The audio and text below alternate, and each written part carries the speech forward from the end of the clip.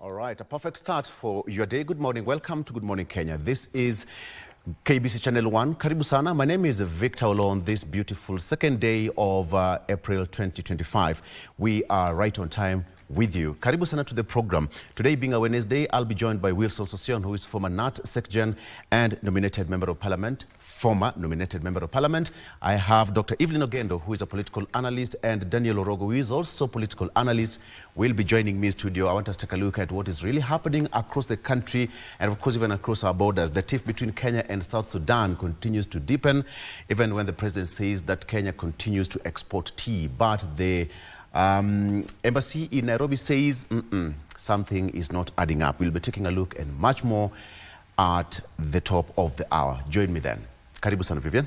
Good morning, Victor, and a very good morning to each and every one of you who is tuned in on the program. It is the second quarter of the year 2025. It is a pleasure that you have started off your day right here with us. Now, today's conversation will be on opportunities for young Kenyans to study abroad. That is a topic I will be having a conversation on later on this show, and I will be joined by Her Excellency Henry Geiger, who is the EU ambassador to Kenya, and then we'll also be having Irina Matthews. Irina is the Director, International Student Fairs Africa, and they will be joining me to talk about some of the opportunities that Kenyans have abroad. You want to stay tuned for that. Mike, good morning. Good morning, Vivian, to everyone who is watching KBC Channel 1. My name is Mike Migwen. Conversation today will be centered on diaspora, Kenya's in diaspora, in terms of their influence, in terms of leadership shifts, cultural preservation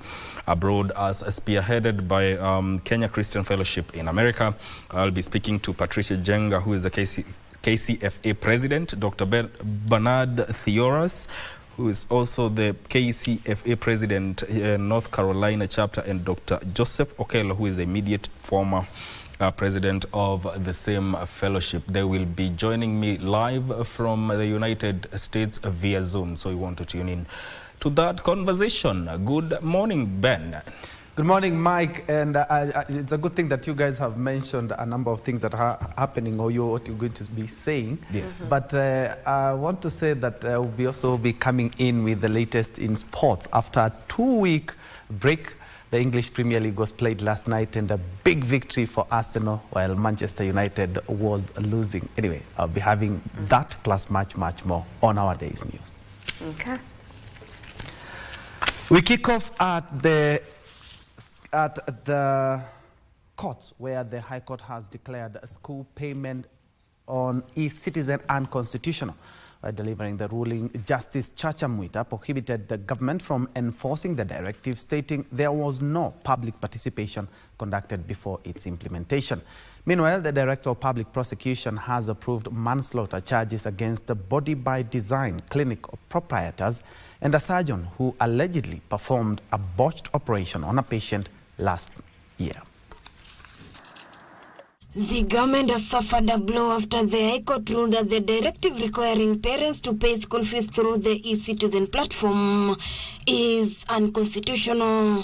Judge Mwita also noted that the 50-shilling convenience fees charged on transactions has no legal basis. The court emphasized that charging parents an additional fees amounts to double taxation. The court further questioned the integrity and the transparency of the e-citizen platform, stating that it is unclear who collects the funds and where they are deposited. The case was filed by Nakuru-based Dr. Magare Gikenyi, who argued that no legislation or framework is guiding how the funds are utilized or returned to the end users. The court has further declined to stay its orders for 90 days to allow the government to file an appeal. Elsewhere, Kibera Law Court has ordered 4 suspects to appear in court on Wednesday, 2nd April 2025 for plea taking in connection with the death of Lucy Wambui Ng'ang'a late last year after an alleged botched surgery at Body by Design Clinic in Lavington, Nairobi. The accused persons, through their able counsel, are well aware what to do should they feel aggrieved by whatever decisions are made by this equally variable court. This is after the Director of Public Prosecution informed the court that they intend to charge the suspects with manslaughter. The court witnessed a back and forth as the defense and prosecution teams accuse each other of dishonesty and misleading the court on matters of fact. You want to read the mischief of the state?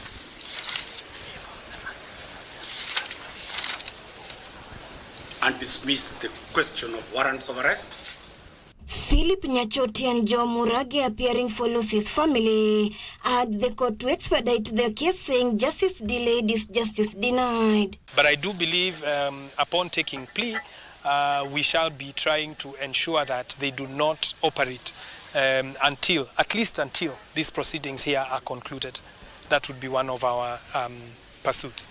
Ruth Wamboi for Good Morning, Kenya.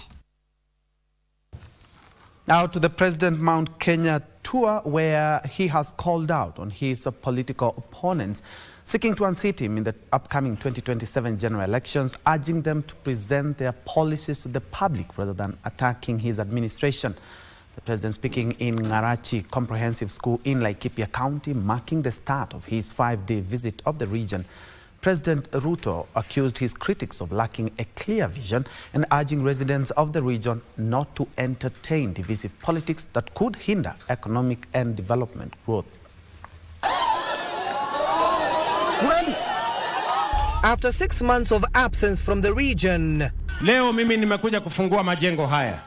President William Ruto, accompanied by Deputy President Professor Kithure Kindiki, cabinet secretaries and a host of leaders from the region, started his tour of the Mount Kenya region in Laikipia and Nyeri counties. Watu ya Laikipia, nego kana tiguo, nego raiwe randia, tunaelewana. It is here in Laikipia County where the head of state took a swipe at government critics. Kuna wengine wanaendesha propaganda potovu ya kwamba kuna watu watabaguliwa Kenya hii.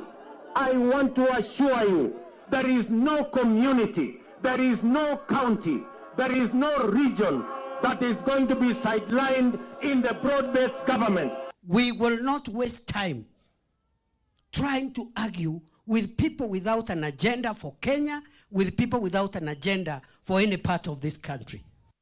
Speaking in Ngarachi Comprehensive School, Laikipia County, President Ruto accused his opponents of clinging on tribal cards for political survival. Musikubali viongozi wa chuki na ukabila kutugawanya. Nyinyi watu wa Laikipia mulinipatia kura zenu.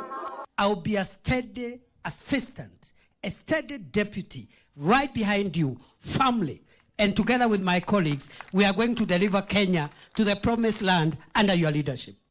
The president further urged the residents of the region to give a dead ear to politicians spewing divisive politics that could hinder development in the region. Sio lazima mmoja atoke ndio mwingine aingie. Hii serikali inatutosha sisi wote.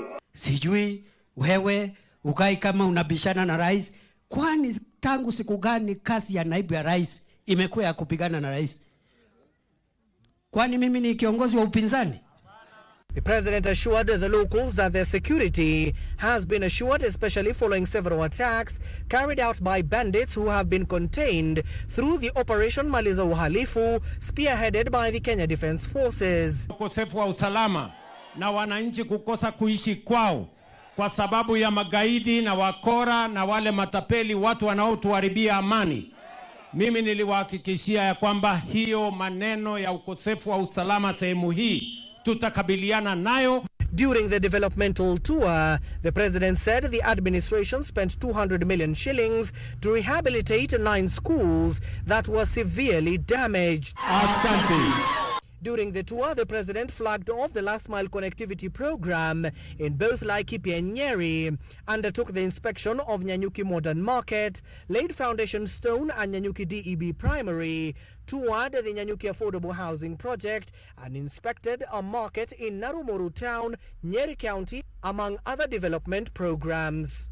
With the president successfully touring Laikipia and Nyeri County, tomorrow he's expected to tour Meru and Kirinyaga counties. Abdiaziz Hashim from Nyanyuki, Laikipia County. Very well, and just to stress what my colleague Abdiaziz has mentioned, there is the president is in the great counties of Meru and Kirinyaga County. Today, he will be in Maua town in Egembe South constituency, Kiburi in Tigania West constituency, later on in Nkwene South Imenti constituency, Ahiti Ndoba in Mwea constituency, and Kagio town, that is in Kirinyaga Central constituency. Of course, you can keep up with all the latest from the President Mrima Tour right here on Channel 1. Elsewhere, former Independent Electoral and Boundaries Commission Deputy Chief Executive Officer Betty Sungura and former journalist Bevin Angela Boke are among the 6 candidates who faced the Nelson Makanda-led selection panel on Tuesday as the search for IEBC commissioners continues. And all candidates interviewed on the 3rd day of vetting were asked to explain how their competencies will help improve the corporate image of the electoral body and rebuild public trust. Gerson Minor has a report. Kiambu County Elections Manager Arnold Mutiri Jafani was the first to face the IEBC selection panel on the 3rd day of vetting on Tuesday. Jafani says if considered, he will propose the introduction of electronic voting and tallying for efficiency. The vote can be exposed to a scanner that will count the vote. We can use that technology to avoid the issue of too much recounting and recounting. Next was former IEBC Deputy CEO Betty Sungura, who was taken to task over the Bengal elections of 2017 when she was in charge of operations. People go and poll, but when it comes to the result transmission element, something happens at that point. And what would I do differently is to really then, when I join IEBC as a commissioner, is to sit with colleagues and together with the chairperson and really put bare what is this that brings transmission issues to a lot of mistrust. Former journalist Bevin Angela Boke was asked to explain how her skills and competencies will help to improve IEBC's corporate image. Do we have branding guidelines do we have policies that guide our branding guidelines? Because that also informs the corporate image of the IEBC. There's also a language of how we need to talk to the media. You just not every time you're talking to the media. There's a way we need to train ourselves on how to even speak to the camera. On her side, Celestine Rono, unaccounted by profession, said if successful, she'll propose a reduction of polling stations from the current 45,000 to 22,000 to reduce the cost of elections. If you can get to push it at least more, you'll be able to save a lot on the polling stations, that the number of staff that you employ in polling stations, because maybe if it is an example, if it's 4 clerks as per the supervisors. Charles Mine and Crispin Owie were the last applicants to face the panel on Tuesday. On Wednesday, the Nelson Makanda-led selection panel will interview 6 candidates. The interviews are expected to end on Thursday, the 24th of April.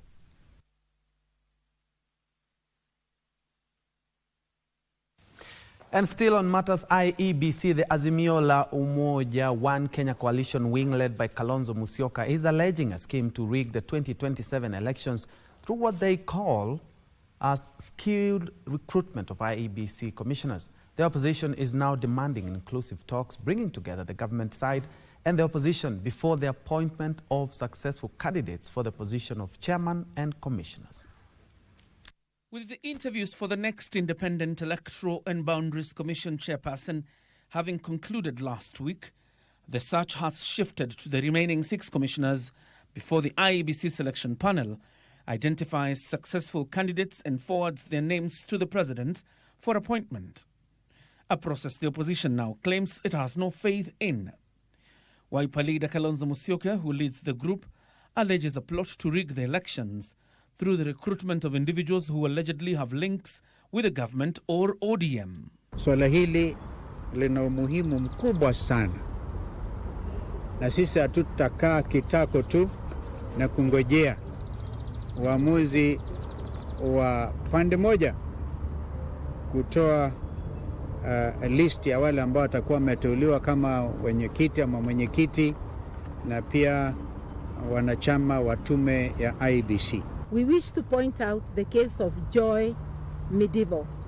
She has been the chairperson of the UDA Internal Dispute Resolution Committee. It is clear that Ms. MS Medieval is not eligible for consideration for appointment as IEBC Commissioner as stipulated in Article 88. The opposition claiming a choreographed scheme to sidestep qualified and suitable candidates. Quite a number of those who made the list have questionable credentials, and some of them have partisan interests and are either members of the UDA party and the ODM party, or managing somebody within UDA. They have called for a multi-stakeholders consultation before the chairperson and commissioners are appointed. Hatuko kwenye broad based. Kwa hivyo haiwezekani pahala tumefikia Bwana Raila na Bwana Ruto wakutane kwenye ikulu wakiwa watu wa broad based wasemezane peke yao. Hiyo itakuwa kinyume na yale maafikiano yalikuwa kule Bomas ya NADCO.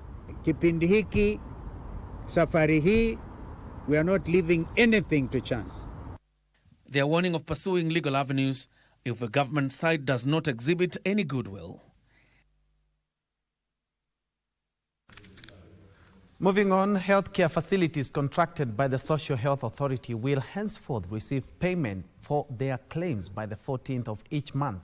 Health Cabinet Secretary Aidan Duale has said, speaking after officially taking up his new role at Afya House, Duale has in addition outlined an ambitious roadmap to revamp the country's healthcare system, prioritizing financial accountability, improving service delivery, and enhancing patient care.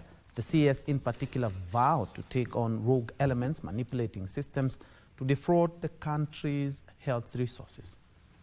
Close to 8 months after Deborah Barasa Mlongo took over as Health Cabinet Secretary, Afya House on Tuesday witnessing another change of guard, with Mlongo handing over to Aden Duale. Duale seemed to know exactly what ails Health Ministry and the remedy for it. 3 million fake people who are accessing NHIF resources were found out. We will push their names and we will push their facilities, entities and locations. We must tell the Kenyan people the truth. Acknowledging the pending bills that are derailing the efficiency of the Social Health Authority, SHA, Duale directed that all claims owed to hospitals be paid by the 14th of each month. All the system hitches will be addressed to for a very seamless service delivery of SHA. And that, I can assure you, we will have a timeline tomorrow when we sit with the stakeholders. This is further announced enhanced shift packages for critical care and cancer treatment, with rebates for intensive care unit and high dependency unit beds set to rise to 28,000 shillings per day, while oncology patients will benefit from an enhanced treatment package of 550,000 shillings per individual. So if I am to be called a bulldozer, let me be a bulldozer for the universal health coverage. Let me be a bulldozer for maternal health, for women's health, for strengthening our capacity to prevent and manage non-communicable diseases. However, Duale's first day in office was not without drama, as tens of universal health coverage workers staged a sit-down at Afya House to demand to be absorbed on permanent and pensionable terms.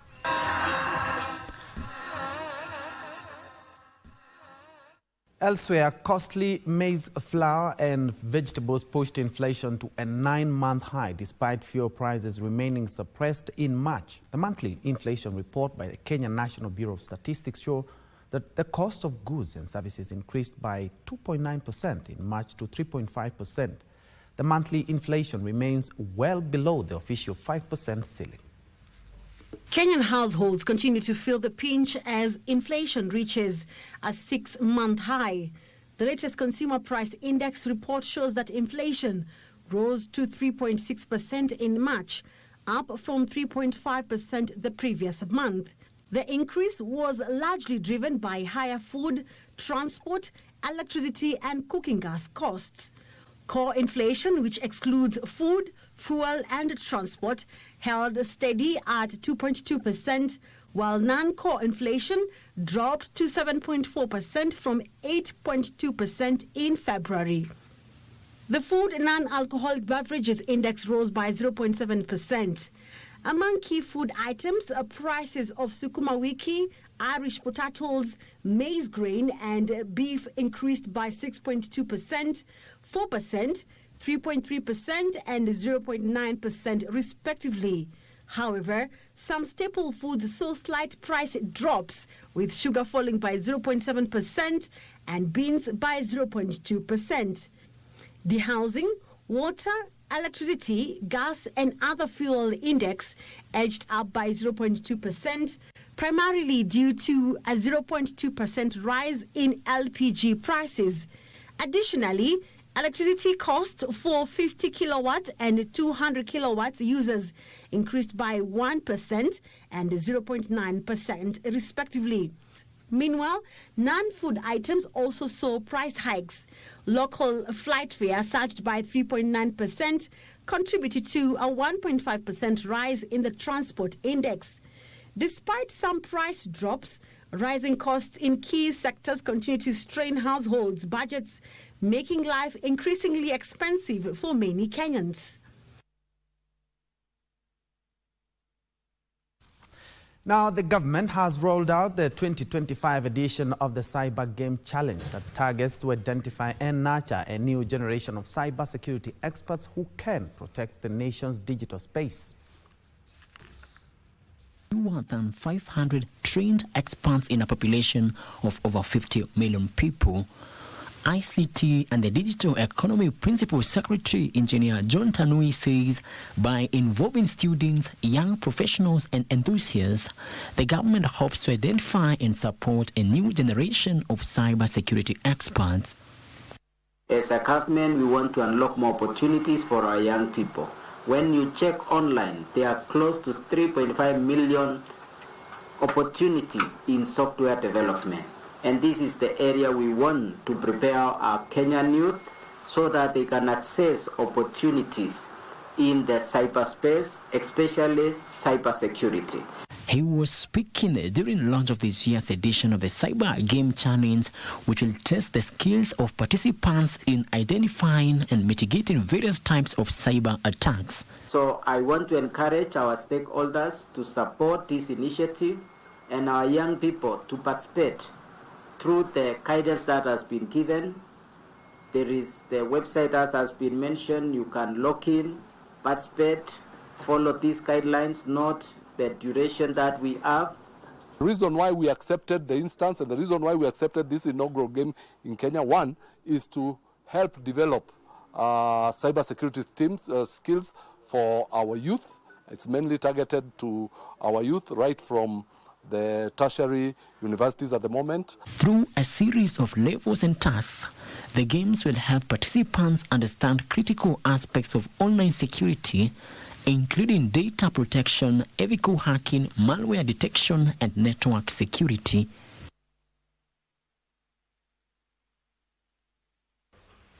Switching gears to sports now, where the national women's junior team, Junior Starlets, depart for Morocco today, where they will play two high-profile friendly matches against Morocco's under-17 team. The team, coached by Mildred Cheche, will face their Moroccan counterparts on the 4th and 7th of this month.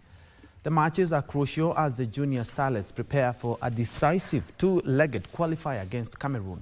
The first leg of the qualifier is scheduled for the 20th of this month at Nyayo Stadium in Nairobi, where the return leg will take place on the April 25th at Stade Olemba in Yaoundé, Cameroon. The aggregate winner will secure a place in this year's FIFA Under-17 Women's World Cup, set to be held in Morocco from the 17th of October to the 8th of November. The Junior Starlets advanced to the third round of qualifiers after defeating Uganda in the second round. Kenya is chasing history, aiming to qualify for the Under-17 FIFA Women's World Cup for the second consecutive time. Moral kwa camp, players wanatamani sana tuinio game turudi tena World Cup. So kila mtu ana matamanio na anajua tunaenda kuinio game. So pia inatumotivate sana juu tunajua tumebakisha only 2 games home and away, na pia tunajaribu sana tuwin tena ndo turudi World Cup. Cameroon is a very physical team, and also they play a lot of power play, and they have good strikers, so we have to prepare our defense effectively and also prepare our forwards to try and score early goals. The latest from the EPL, Arsenal won 2-1 against their London rivals, that is Fulham. And also Manchester United were beaten 1-0 by Nottingham Forest, a goal by Anthony Ilanga. Well, that's put a cap on KBC. Good morning, Kenya News this morning. Many thanks indeed for joining us. So wishing you a blessed day ahead. My name is Ben Troinjoy. Have a good one.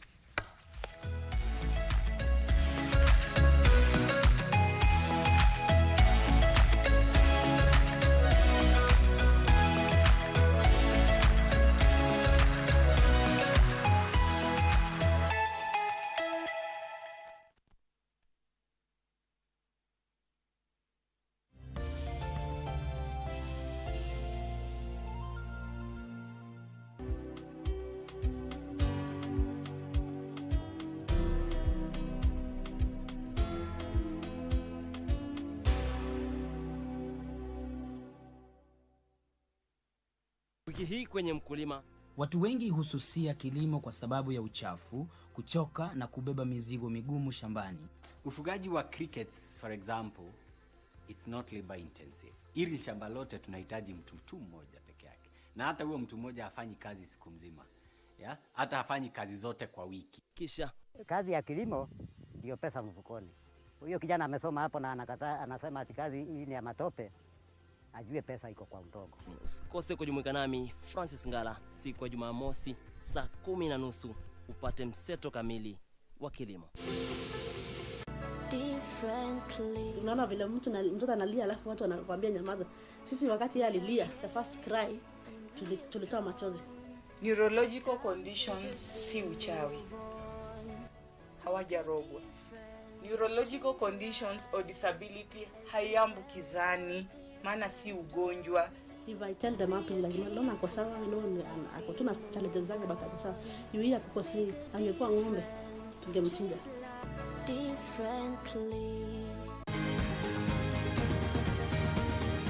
Wellness is important in our daily lives, so that instead of just surviving, we should be thriving. Ways to prevent a stroke or heart attack is for you to know what conditions you have.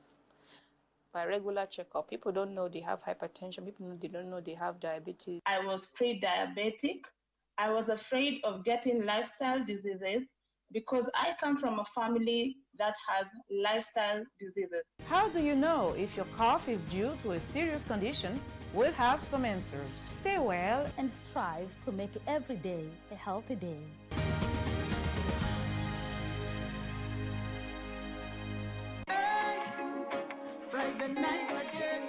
Greetings in the name of the Most High, Jah Rastafari. My good name is Marley Moses, the positive warrior, alongside... Yes, sir, DJ D-Rage, the baddest. Each and every Wednesday from 10 p.m. on KBC Channel 1 TV.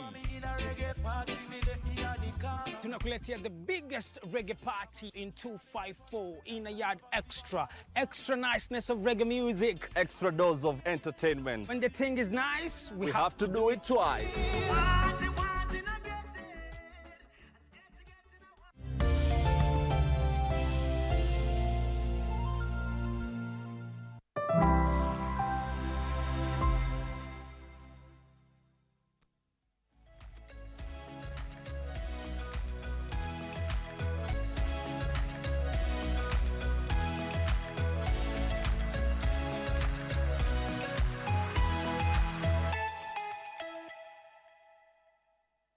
I'm back. Thank you very much for staying with us. 4 minutes past 7 a.m. My name is Victor Olo. Today being a Wednesday, let's continue discussing what is in the country and, of course, even across our borders on matters international relations, You remember that issue between Kenya and South Sudan? All right, we just want to take a look at that briefly. But of course, the president is still continuing with his Mount Kenya tour. Let's take a look at what really happened yesterday, what is happening today, his itinerary, and of course, what is going to be happening in the next few days to come. What should we expect? And of course, to have a postmortem of what happened yesterday. But the most important one is there's that issue of education. So Sion is here, is going to help us to dissect on matters education. Justice Chacha Mwita said that the e-citizen payment of school fees is unconstitutional. All right. I have Brian Oduor, who is a political analyst in studio. Good morning, Brian. Good morning, Kenyans. How are you? Good, fine, thank you. How are you, Victor? So far, so good. Good to see you. Yeah. Looking so brilliant today. Thanks a lot. What have you been up to? I've been up to Dagoretti North. Let me just put it that way. Okay. We just launched, the students started going to school Monday. Is it Monday? No, Friday. Friday, yeah. Sponsoring a couple of students today, maybe they are 35. Yes. Yeah. Oh, the ones that you're sponsoring? Yes, yes, okay. yes. Good Through ones. our foundation of Dagonie to scholarship. Yeah, so we are kicking it. Very good. Yeah. Education is the equalizer. Yeah, Bwana Sosion will agree. Absolutely. All of us are products of education. Oh, yes, agreed. Oh, nice. No doubt. You expect me not to agree with right? Education is solid and factual. Yeah. Anybody who invests in education invests in a lifetime investment. And of course, Daktari is also a beneficiary of good education. Daktari, Evelyn Ogendo, good morning. Good morning. How are you? Good to see you. Good to see you. You're also looking so radiant. Oh, wow. It has been a long weekend, right? It was. Yeah, it was a nice, long, refreshing weekend. Yes. I cannot complain. Great. Asante sana. And of course, Mwalimu, who is no stranger in Jerusalem when it comes to education. Karibu sana, Mwalimu. And Mheshimiwa. Yeah, thank you. Good morning, Victor. Yes. And good morning, our viewers. Karibu. I want us to do something. Let's take a look at what's on the front page of local dailies. But before we do that, allow me to start with you, Sosion, and just give me a quick highlight of what has been for you since last week and what you've carried. What has been standing out for you? What are some of the things that you picked until we are here today?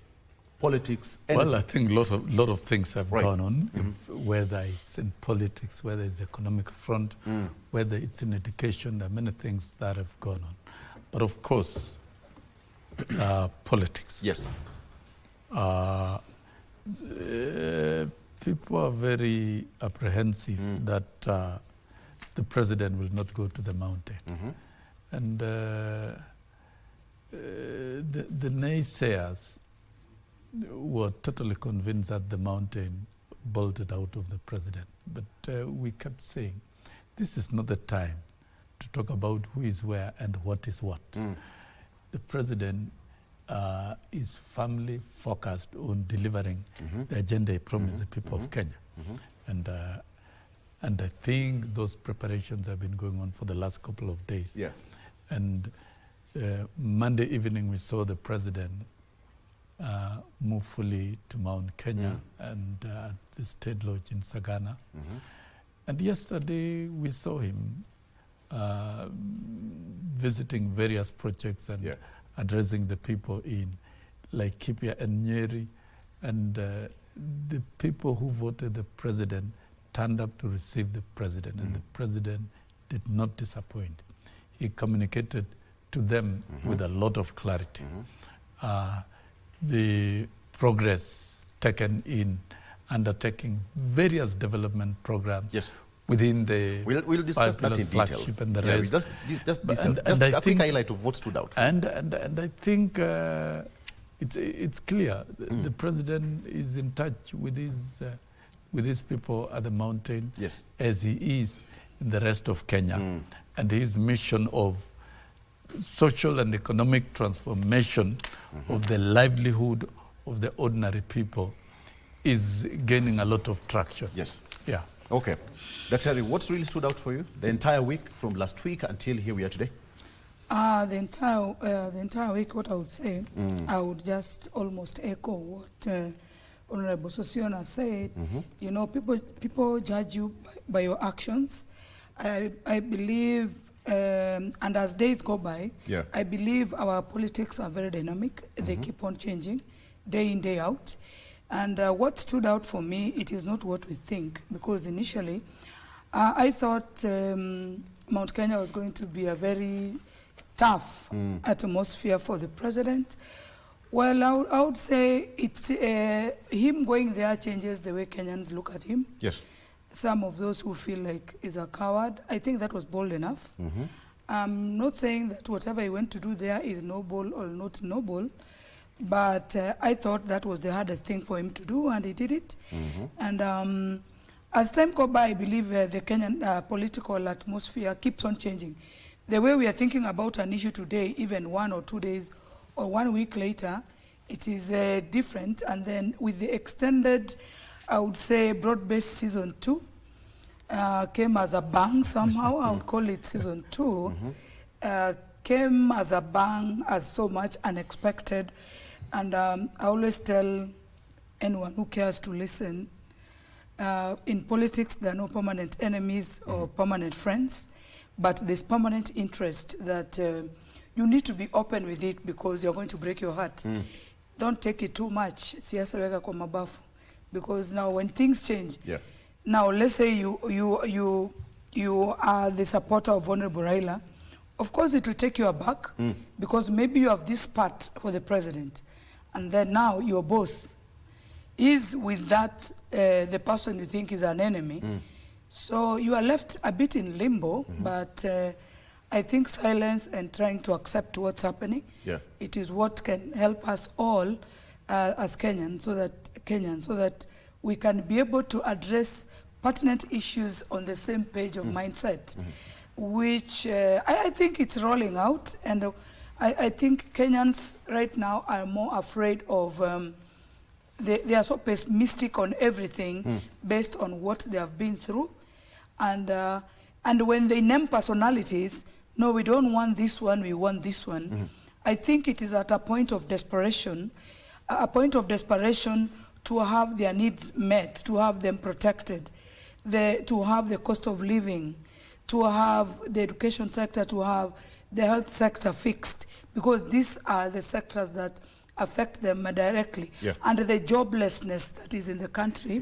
So I think if anyone, be it whoever wants to be president and can fix those things for the Kenyans, I believe we'll be able to move, and the pessimism and the too much negative energy in this country is going to subside, and I think we are going to have a point of direction. That's my view. Very good. Great. Brian, what stood out for you the entire week, and now we are here Wednesday? Nothing stood out for me. The president is the president of this nation. The central people are taxpayers. He should go over there. There should not be a debate or even a question or a qualm raised as to why he should not go there. What I am trying to point out, and I'm going to highlight in my discussion today, is a pattern of certain regions behaving in a certain way whenever certain coalitions are formed. And I would like for the Kenyans to understand that we are all Kenyans, and the vision that our former president had, Uhuru, with Right Honorable Raila Odinga of BBI, is something that is now unavoidable. That's all I have to say. Yes. Okay, great. I'm quite surprised that nobody's talking about the issue to do with education, nobody's talking about to do with health, to do with the economy. All is about the president going to the mountain, which is okay. I thought you were going to talk about the cost of living. I did. I can talk about the cost of living, but no, you see... It's now my time. Nobody. And even the Kenyans who actually are trying to get jobs outside, we also what really happened, some of the fake agents out there, and we're going to be talking about that today as well, seeking a job outside the country. There's a discussion coming up later on in the program. But then now, Mwalimu Susion, on the front page of the Star, what's there? Today you're taking my role. Raise it up. Show it to the audience. What's on the front page? Oh, it says... How I usually do it. Ruto Devs Gachagua. Very good. There you go. So what's on the front page? Devs Gachagua. Yeah. Soma. Hapo chini. In a storming tour of Mount Kenya, President dismisses threats to make him a one-term president as he doubles down on his development agenda. And I think this is clear. And the president was very emphatic in his media brief. Yes. I think the media brief was everything that evening. That then the president was able to declare to the public what he knows, his particular relationship with Rigathi Gachagua, and the facts around Rigathi Gachagua. Two facts came out. One, fact one, when members of parliament prior in the run-up to elections in 2022 were given the opportunity to identify the running mate, because the president already had Mount Kenya wrapped up for him. All he needed then was a running mate. And when the president gave the members of parliament the opportunity to choose the running mate, they chose Kithure Kindiki on 27 against 5 votes. So that simply tells you that from the word go, the members of parliament from Mount Kenya had a lot of negative reservations against Rigathi Gachagua. And some of them talked to us and said, now we are getting back to the ditch again. Why are we picking this man? This man who's dirty, it will take us another round of sanitization, which is not necessary. So meaning those people knew their personalities and their person. Then number two, you know, it is very frightening for the president to confess and tell the world that the deputy president actually demanded 10 billion to go and talk to the people of the mountain. And if it's not given, he would make the president a one-term. I mean, it is scary. And that is what has captured my attention, my feelings, my reflection. And of course, being part of Kenya Kwanza administration, I'm just trying to figure out how such a person can have the guts to really try and blackmail the president. So all what we have been seeing after impeachment has been efforts of blackmail by Rigathi Gachagua. But then when he christened himself the truthful man, and is known all over that he's not truthful, he's the most dishonest character around. You know, trying to blackmail the president by forcing the president to give 10 billion. 10 billion. What for? And I don't think that is what we intended to undertake as Kenya Kwanza administration. Get to that. And therefore, it has been a moment that the president has opened up and is vindicated.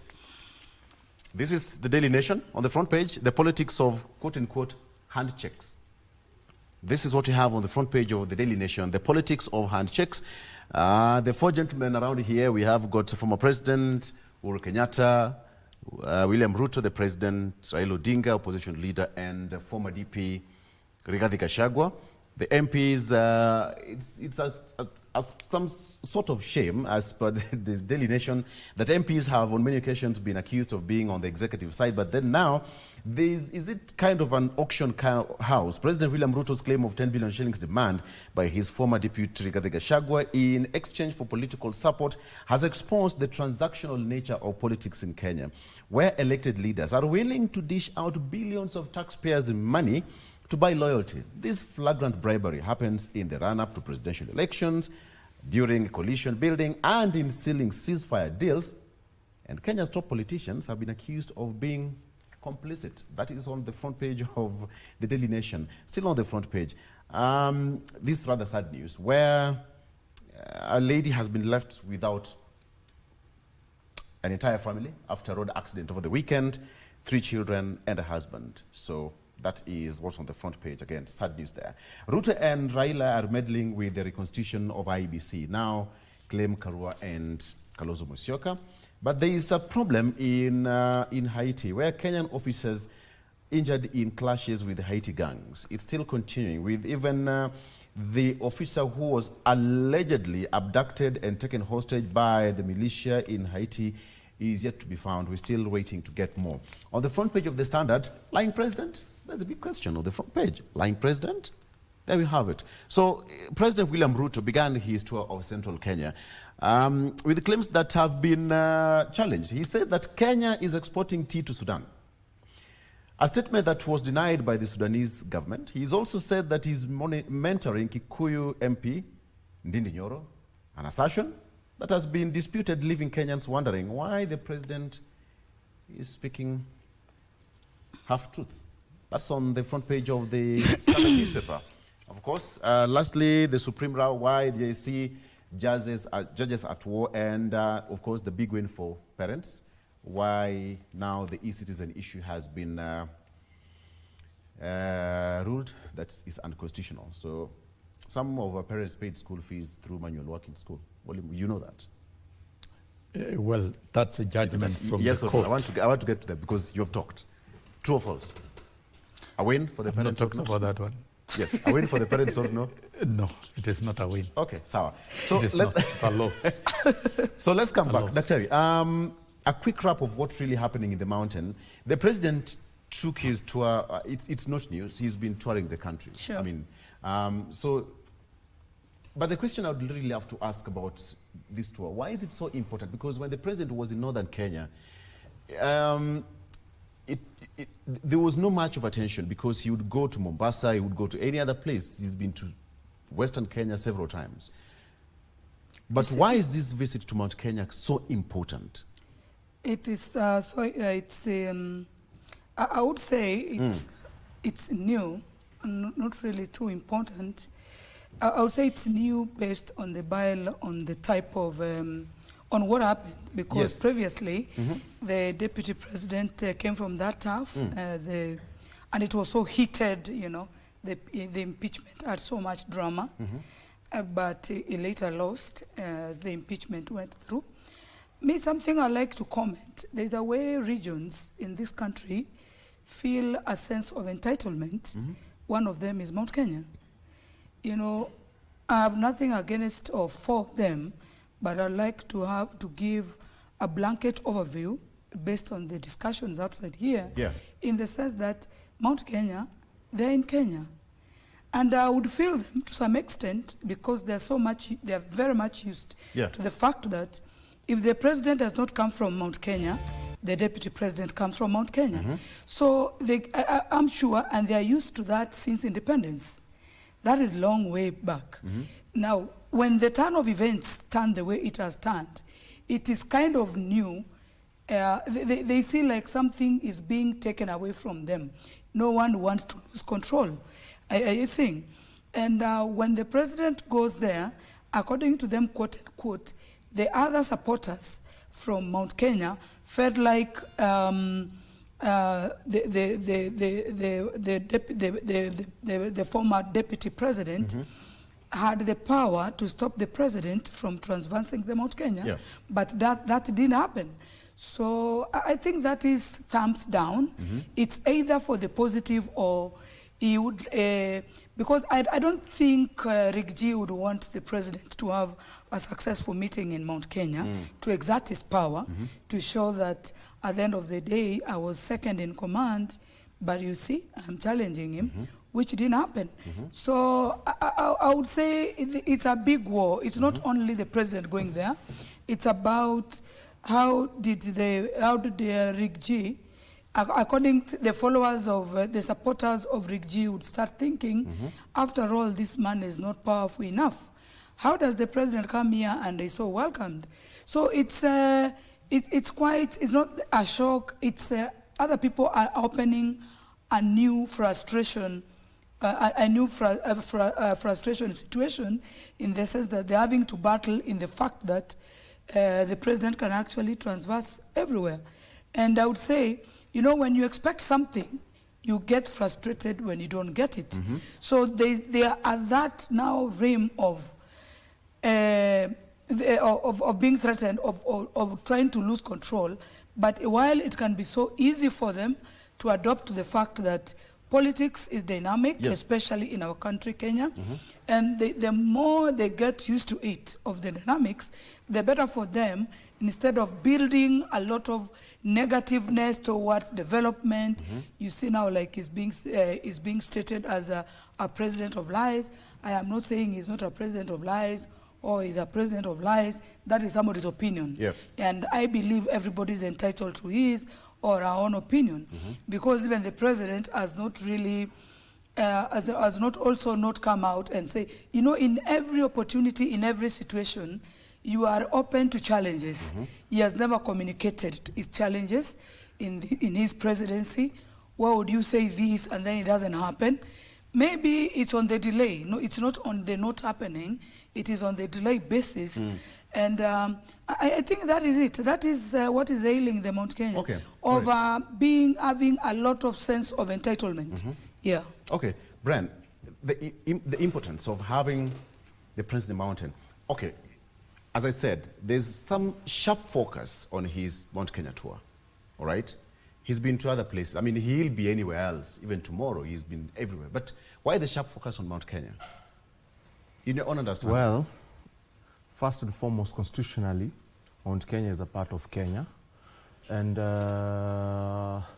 whether they oppose the president or support the president, it is his constitutional duty to attend to their needs.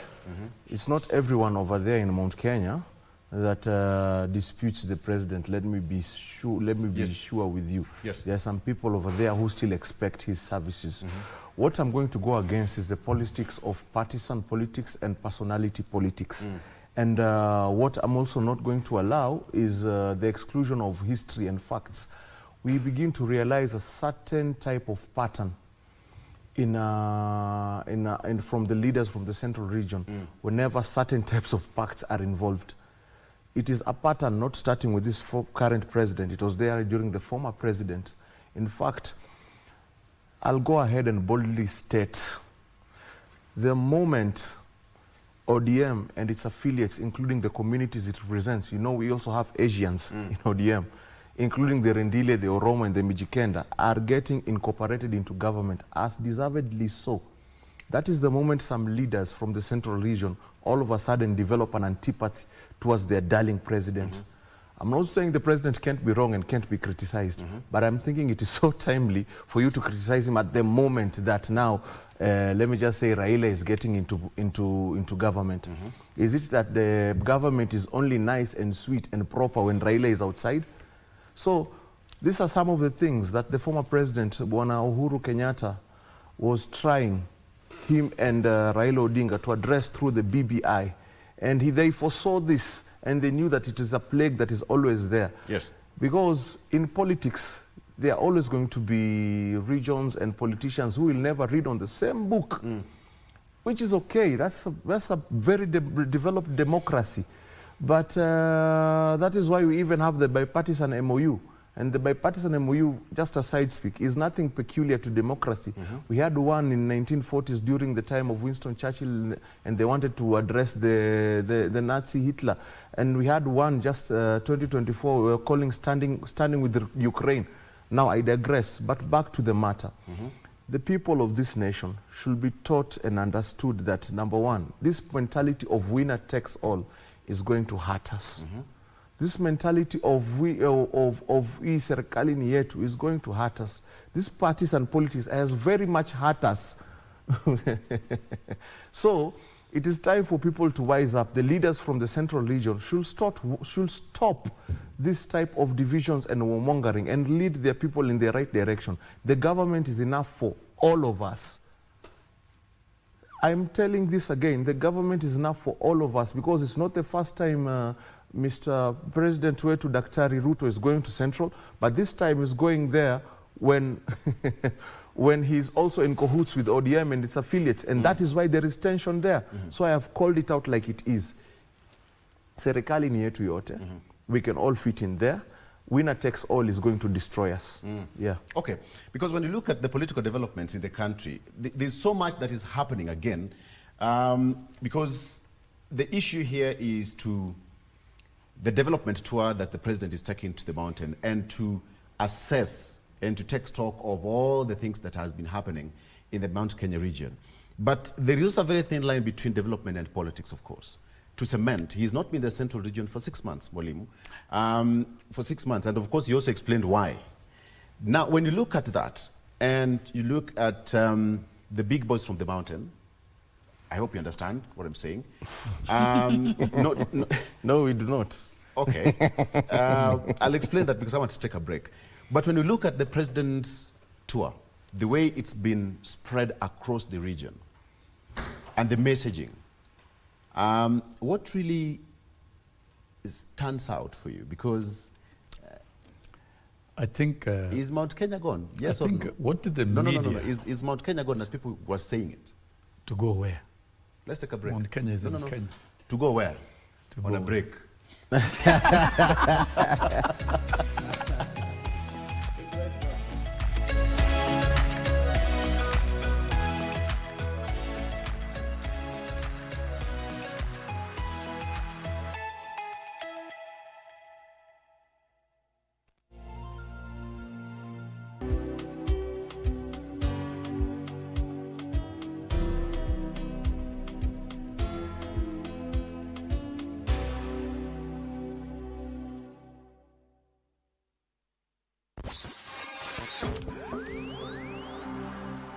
Pindi tunapowasha vifaa vyetu, tunapata fursa ya kutangamana na wasikilizaji wetu. Karibu sana thĩinĩ wa tabarĩra ya Rwiga. Tunapeperusha utangazaji uliobobea katika habari, nĩ ũndũ wa macio na mangĩ maingĩ, burudani, haha nĩ harĩa tũkoragwo tũkĩigua nyĩmbo mwaki nyĩmbo hot na hamasisho la kiroho. Usiachwe nyuma, jiunge nasi kwa safari ya kufana katika 99.5 FM. Solo FM. Wanandoa, watu uko karibia kashachumbiana, ametuana bado ndoa, umwasambaratisha. Anatuambia kwamba tuseme hivi, Allah anasemaje? Anasema innal munafiqina fi ad-darkil asfali minan nar walan tajida lahum nasira illa alladhina tabu wa aslahu. Yani wewe umefanya uovu, umefanya unafiki, pengine watu ni wanandoa wamekaa muda, wana miaka, mpaka wanawajukumua sambaratisha kwa unafiki wako, kwa uongo wako ulioka sumu yako. Alafu Allah anaelezea kwamba wasipotubia tu kama innal munafiqina fi darkil asfali minan nar, watakuwa fi darkil asfali minan nar, watakuwa katika kina cha chini cha ndani ya moto wa jahannam. لقد صدق الله رسوله الرؤيا. From the bliss of new beginnings to the trials of commitment, this is a celebration of resilience, passion, and the power of togetherness. Join us as we unravel real-life stories, because every journey deserves to be cherished, for better, for worse, on KBC Channel 1.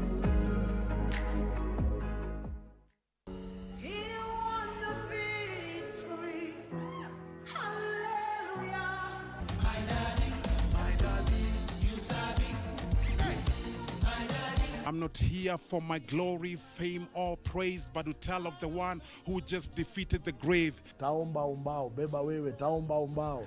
Yeah, mbao tao.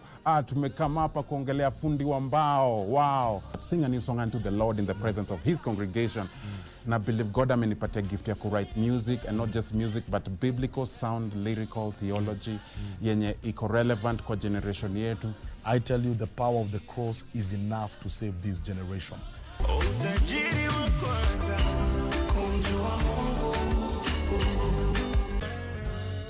My talents are that I am good in all sports.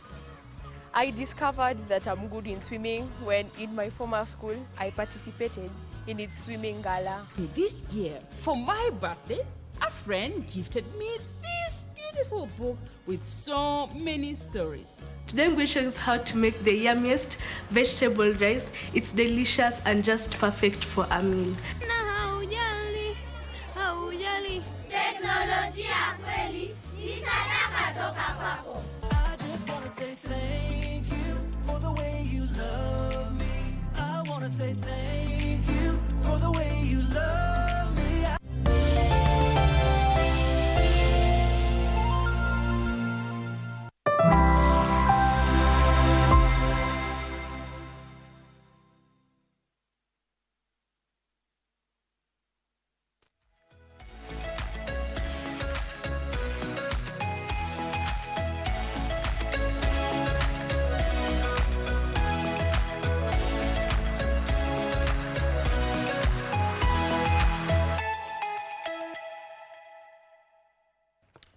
Okay, sawa, karibu, welcome back. Now, I ask a question. The thin line between development tour and politics that is associated with the president's tour of Mount Kenya. And I still ask this question, why the visit to Mount Kenya is on sharp focus, why it's important. But before then, let's welcome Daniel Orogo. Daniel, good morning. Good morning. Good to see you, my brother. Good to see you. Apologies for coming late. Yes. I also had the benefit to, hear the contribution from a very wonderful panel this morning. Yes. But it's good to be here, and thank you for the invitation again. Karibu sana. I'll give you a minute to have your opening remarks before we continue the discussion. Now that you have understood, the question I've thrown to all of them, the importance of President's visit to Mount Kenya, give me your opinion. Well, I think you first of all, the question that you brought forth was one, in Kenya, I think the week has been very interesting. Yes. To begin from that point, we for the first time seeing the president striking a tone of national unity and trying to embrace other regions in terms of reach, just assuring that he is a figure of national unity. I think that is one thing that now the president is posturing and assuming the status of the father of a nation. I think that is really, really interesting and really amazing. Secondly, in the other fronts, I think you also saw, and probably you've alluded to what is splashed on the headlines in terms of what is the regional issues. We are having to deal with the issues here of regional peace and stability, Victor, where we have the country, Kenya, and President Ruto still playing a very critical role in being a stabilizer in the region, sending the special envoy to Sudan, and that's Right Honorable Raila Odinga. And that is very interesting because it's just some, a month or so after the attempt at the AU chairperson, and you see the similar roles that Raila could have played, just playing a stabilizing figure in the peace and regional stability and reconciliation. We are struggling with our diplomatic issues in Sudan, and I think I am optimistic that we are going to find a solution in terms of just trying to get our diplomatic issues right, with Sudan and South Sudan, Ethiopia and Sudan. And I think this is also interesting. Looking at in the sporting arena, Kenya is gaining its sporting glory. I think that is also one thing we really need to emphasize and inspire. We are seeing people coming to cheer both national team and domestic clubs. And getting to understand that we need also to cheer up ourselves and just amplify our sporting arena. So I think that is really what made this week very interesting. Absolutely. As really in addition to politics that we are now taking shape. Absolutely. Taking a center stage. When it talks of sports, before we get to it, Safari Rally came. We still have one more year, and people are saying that the president or even the government should extend it. It's a good thing to bring it back. And Gor Mahia and FC Leopards, the stadium was well attended over the weekend, and it was peaceful. Did you attend the game? I did not attend. I did not attend. It was a good show. Attend. There's a return. The Mashemeji Derby. But I was. Yeah, that is a good show because we all remember the tensions that were surrounding the Mashemeji Derby with some warmongers trying to break us. But you see the videos, everybody was playing together. It was peaceful. Yeah, the bond was still strong. And it became a draw, 0-0. Yeah, it became I would also like to stand out and say that the bond between the Mashemeji can never be broken by any warmonger in this country.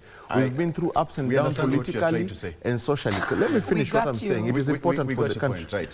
We have been through ups and downs. Let's not allow warmongers to intrude into history. In 1997, when Kijana Wamalwa took over the Ford Kenya and the Honorable Right Odinga felt as if he was left out, we did not insult each other. Did we? Raila Odinga took NDP, resigned and came back and took Langata. In 2002, when Raila Odinga was forming government with Hayati Kibaki, who did Raila propose as while taking a second-hand seat to vice president? It was Wamalwa. In 2007, when we were together, Raila proposed 6 ministers from the Waingo, from our Mashemeji. In 2012, even after their son betrayed us and got 300,000 votes.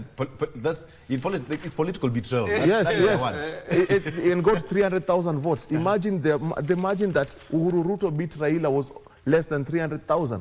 What did Raila do? In 2017, magnanimously, he called back our brother and made sure he's still in the NASA coalition. For the Masemeji, hakuna shida. Apo we will never break.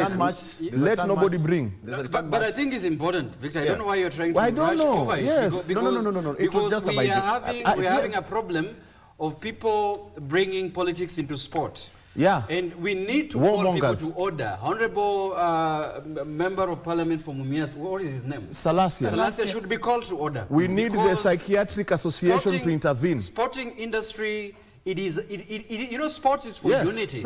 And we should not, we should not bring people and incite communities. Psychiatric Association of Kenya. We also saw this in Shabana. Where was it? In Kisii region, where people are inciting, bringing politics into sports that should unite people. The Ruto must go chance must not be allowed in political arena at any other point. I am today calling over the Psychiatric Association of Kenya to intervene and see what psychotropic drugs that we have evidence now. It has been sent all over social media that the Honorable from Mumias East is using. He has a disorder. Yes, that is the Psychiatric Association needs to stand out and tell us what is going on. Professional needs to confirm that. Yes. Fair enough. But I think there's a return leg this weekend, so I think Masemejis will, they'll be a return match. So please just go out there and support the team. But let's come back to the discussion. So I asked a question of Walimu before we took a break, of course. That's a very good, by the way. Psychiatric Association of Kenya. That's a very good rejoinder that we Come have to through. put together. Okay. We need you. So when we look at the regional disparities, Mwalimu, and marginalization, that people would even talk about, some people would say that this part of the country has been marginalized by the central government, by the president, what have you. Do you think the president was there to, just to erase that perception that Mount Kenya has now been? I think the question I asked is, Mount Kenya gone? Imeenda. I've said gone when Mount Kenya is in Kenya. That's the question. The people of Mount Kenya are good citizens who are part of the implementation of the program of transformative agenda of the country. They are hardworking farmers, and most of the cash crops, particularly coffee and tea, is found in Mount Kenya. I begin from where Odwar left. In government, there is room for every region and every community. And that the president has demonstrated for the first time, the first president to demonstrate that it is possible to have everybody in government is President William Ruto. And the feeling of entitlement of some regions because of... I'll say leaders from some regions. Because of the syndrome of winner takes it all has come to an end. And the president has pushed without any fear the agenda of inclusivity and including every region. So the media and political scavengers, those who want to scavenge on politics every day and who don't want to see the time for development and talk about development, have been looking at Mount Kenya, the visit of the president to Mount Kenya in terms of politics, whether the president has lost favor or not. But the president has said time and again, I am not scared about 2027, whether I get elected or not. The president has said he wants to implement what he promised the people of Kenya, including that of Mount Kenya.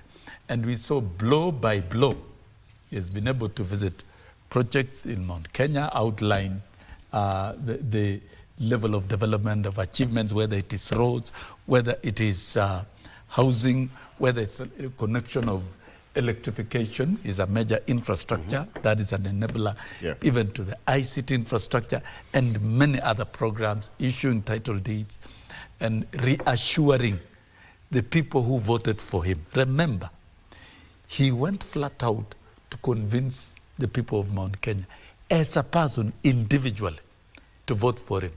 And the people of Mount Kenya voted for him, and they know in their hearts. And I've said time and again, and I said last week, right at the heart of the president he has Mount Kenya, and he loves Mount Kenya and the people of Mount Kenya, and that you cannot remove and you cannot try to disrupt. So the visit to Mount Kenya has even answered the political question. The president is in sync with the people of Mount Kenya, with the ordinary voters, totally. Yes. And on the basis of the issues he's addressing, the development agenda. That is number one. Number two, the president has united the country.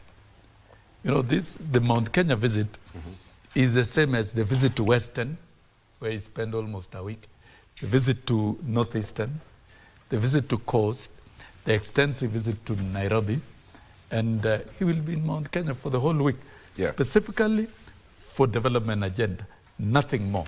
And though you say there is a thin line between politics and development, I'll tell you, the foundation of development is good politics. In the words of Moise, Shambaya? Yeah, my Shambaya. And so the president has managed to create a very stable political ecosystem, working with Raila Odinga to ensure that there is stability, and the signing of that MOU to ensure that there is expanded democratic space and Kenyans have a right to express themselves.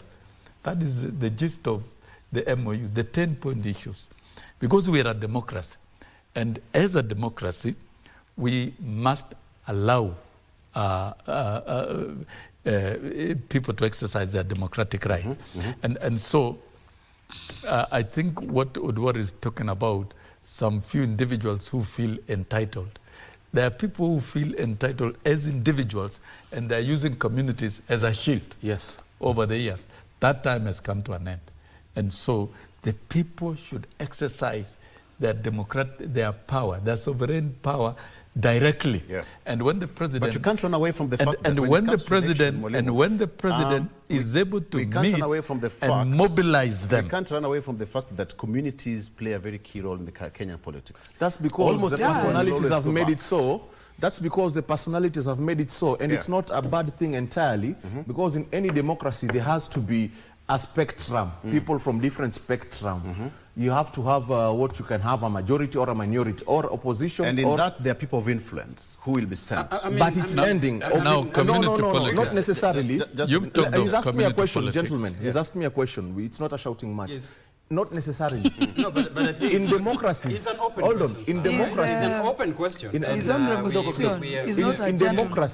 In democracies, what you said, sometimes personalities exit the scene, and what we have are parties. Even in developed democracies like America and Britain, we used to have very strong personalities. Abraham Lincoln, what was this guy during the World War? Churchill. But after that, what has been left is parties. And this one will lead to one thing that is more better. It will lead to a parliamentary system. So we are in the penultimate to the ultimate form of democracy. Right now, it seems as if the personalities are there. But after that, it will be parties with ideologies and philosophies that differ. Okay, I agree with you, Brian. But Kenya is one. We all agree Kenya is one. But and you know, Kenyans have opinions. Yes. I want to be in a space. I want to be in a space whereby when Honorable Sosion says something, when I say something, he says, you say, I want it to be ideally an opinion. And everybody has an opinion. You have an opinion. I want us to be in such a space whereby my opinion does not have to be right and obsolete, but I want us to give us each other space, even as we speak about the Mount Kenya. And then something else I'd like to bring out is the life of Kenyans is not lined along who is enjoined with who. We want a positive outcome from it. So when you say all of us Kenyans, we are inclusive in this current government, that is headed by Honorable Ruto, what Kenyans wants to see, it's not perennially, I've gone to Mount Kenya, nothing has happened, I've gone to Western, I've gone to Northeastern. No, we want a point whereby, so what? We were so scared of your union. Can you give us something? Can you give us an outcome that is going to secure the Kenyan the Kenyans from the high cost of living, for example? How does your union affect me positively or negatively? If we keep on saying that the achievement we have is an achievement of our president going to a region that is rather known to be volatile, that now it is peaceful, that's an achievement. We yet haven't achieved as Kenyans. And we are waiting for that achievement whereby it resonates down to Mboga, it resonates down to the joblessness of the youth, it resonates down to what is happening in our schools, it resonates down to our health sector, which affects everybody gets sick. You know, it can rain, you can get a cold, but when you realize you're also scared to get sick, how are we going to feel secure in terms of how are we going to celebrate this union? Are we going to follow their bond? Are we going to follow that they have not shouted? Are we going to all be political? No. The Kenyans want service. The Kenyans want something that really works for them. Not Can I that add something on it's not an point? achievement. It's not an achievement to Victor, you see, good governance has to come from good governors. Good governance, like the Bible says, you'll never find an apple tree giving you mangoes. True. So the rot that was in government, orchestrated by the Wamunyoro coalition that are now pseudo-liberators, have been kicked out. So now what I'm going to say, hold on. That's not true. Hold on. Good governance will not come from bad governors. It's a heavy one. I might not be in a position to defend myself and put to task. Yes. Okay, these are my sentiments. But it takes responsibility. I take responsibility. Can I finish my statement? I will have finished by now. I promise I will have finished by now. You need to control the conversation. I will have finished by now. If we are having... The first step in good governance is putting good governance. You cannot claim to want good governance from bad governors, from bad leaders. Good leadership will only come from good leaders. Okay. So this form of MOU or coalition or broad-based or whatever you might call it, Nusumkate, in its aim and its core of core is meant to address bad governance. But with bad governance that he was talking about in the coalition anyway. Right. Who's the bad governance? So what we are mentioning, and I agree with who's the bad Can you mention one? No. Because I've mentioned one. I feel like let us give each other space. Right. He's talking. So let him talk. Let him mention the bad governance. Let him also give his opinion. No, he needs to give his opinion too. The respect that he called for each on the show. I'm saying this is how we do the show with a lot of respect. Let's name the bad governor. Where is the respect there? Let him talk then. Brian, there must make my work easier, kindly. Yeah. I'll take him back to school. I'm loyal, exactly. But Thank you. We will not allow people to intrude into history. And the facts. I agree with what Dr. Ogendo was talking about. The history of our political makeup, bequeaths that are leaders who champions for communities' interest. And that is an ideal, that is probably realistic politics that we have in this country. And that means that it onboards the baggage that it has, all right? By bringing people who posture to champion for community interest in either way of the political functions, onboards the baggage. Some of these, and I agree, some of these particular individuals could be, harboring ethnic bigotry with them. Some of these particular people have been having self-interest on them. And that is the nature of the politics that we have. And therefore, it is so idealistic to say that, some certain, individuals or, leaders or political leaders in this community really purely champions for good governance, purely champions for democracy, purely champions for this. I mean, that can be contested. That assertion can be contested in either way of the aisle of any politics that we are saying. However, what I'm agreeing is that we've reached at a level, and we've been debating this here for a long time, when we need to look at ourselves as a country and say, do we really deserve, as much as we've gone through a lot of political turmoil, a lot of things that are not undemocratic in nature, that sometimes look democratic and they are not. Is it time for us to consider that citizens must have a conversation on the kind of leaders they want? I think this is what we've been debating on this show. Where do civic education meets the understanding of is it bringing any perceptions? Yes. So I think to that is what we've been debating. Where is the space of ideal and realistic politics in this country? We'll not sit here and wait for our friend here to tell us that there are some leaders. There are no leaders who contributed positive in this country. Let me tell you, it is because of Nusumkate we have promulgation of the constitution. We are getting distracted. So I think we are getting a bit distracted. Yeah, we are getting a bit distracted. When he's talking, maybe even if he's talking something that doesn't make sense, I will do this. It's good to give each of us time. Let's take a break. Please, let's take a break. Let's take a break. We can do this. You see, no. I find that a bit intrusive. All these things can be attributed to certain leaders in the country. No. That is your view. What view? It is fact. No, it's not fact. You are fact. Fact is subjective. Let's take a break.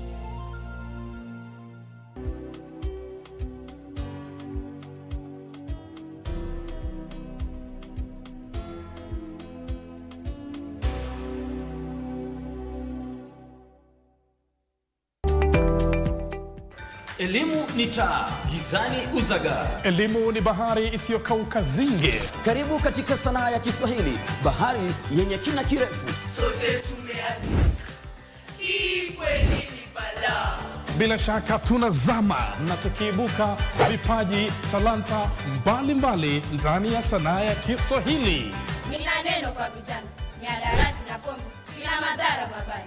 Kuna bunge la mwanafunzi, uchambuzi wa vitabu na kulizamia swala zima la fasihi. Mchimba shimo huingia mwenyewe. Kwa hivyo unasoma dondoo, alafu unabaini ni fani gani ambayo tunaitokeza. Ipate chemsha bongo bila tafadhali wala kibali. Na si hayo tu mtazamaji.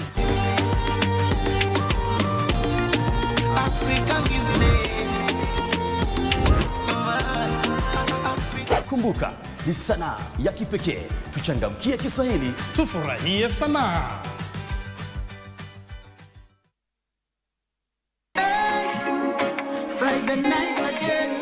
Greetings in the name of the Most High, Jah Rastafari. My good name is Marley Moses, the positive warrior, alongside... Yes, sir, DJ D-Rage, the baddest. Each and every Wednesday from 10 p.m. on KBC Channel 1 TV. Tunakuletea the biggest reggae party in 254 in a yard extra. Extra niceness of reggae music. Extra dose of entertainment. When the thing is nice, we have to do it twice. Wiki hii kwenye mkulima, watu wengi hususia kilimo kwa sababu ya uchafu, kuchoka na kubeba mizigo migumu shambani. Ufugaji wa crickets for example, it's not labor intensive. Ili shamba lote tunahitaji mtu mmoja peke yake. Na hata huyo mtu mmoja hafanyi kazi siku mzima. Yeah? Hata hafanyi kazi zote kwa wiki. Kisha kazi ya kilimo ndio pesa mfukoni. Huyo kijana amesoma hapo na anakataa, anasema ati kazi hii ni ya matope. Ajue pesa iko kwa mdogo. Usikose kujumuika nami Francis Ngala siku ya Jumamosi saa 10:30 upate mseto kamili wa kilimo.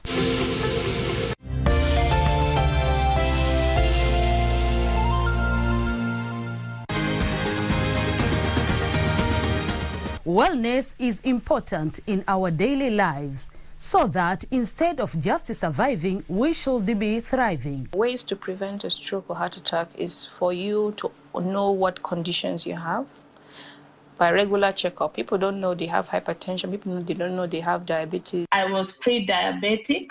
I was afraid of getting lifestyle diseases because I come from a family that has lifestyle diseases. How do you know if your cough is due to a serious condition? We'll have some answers. Stay well and strive to make every day a healthy day.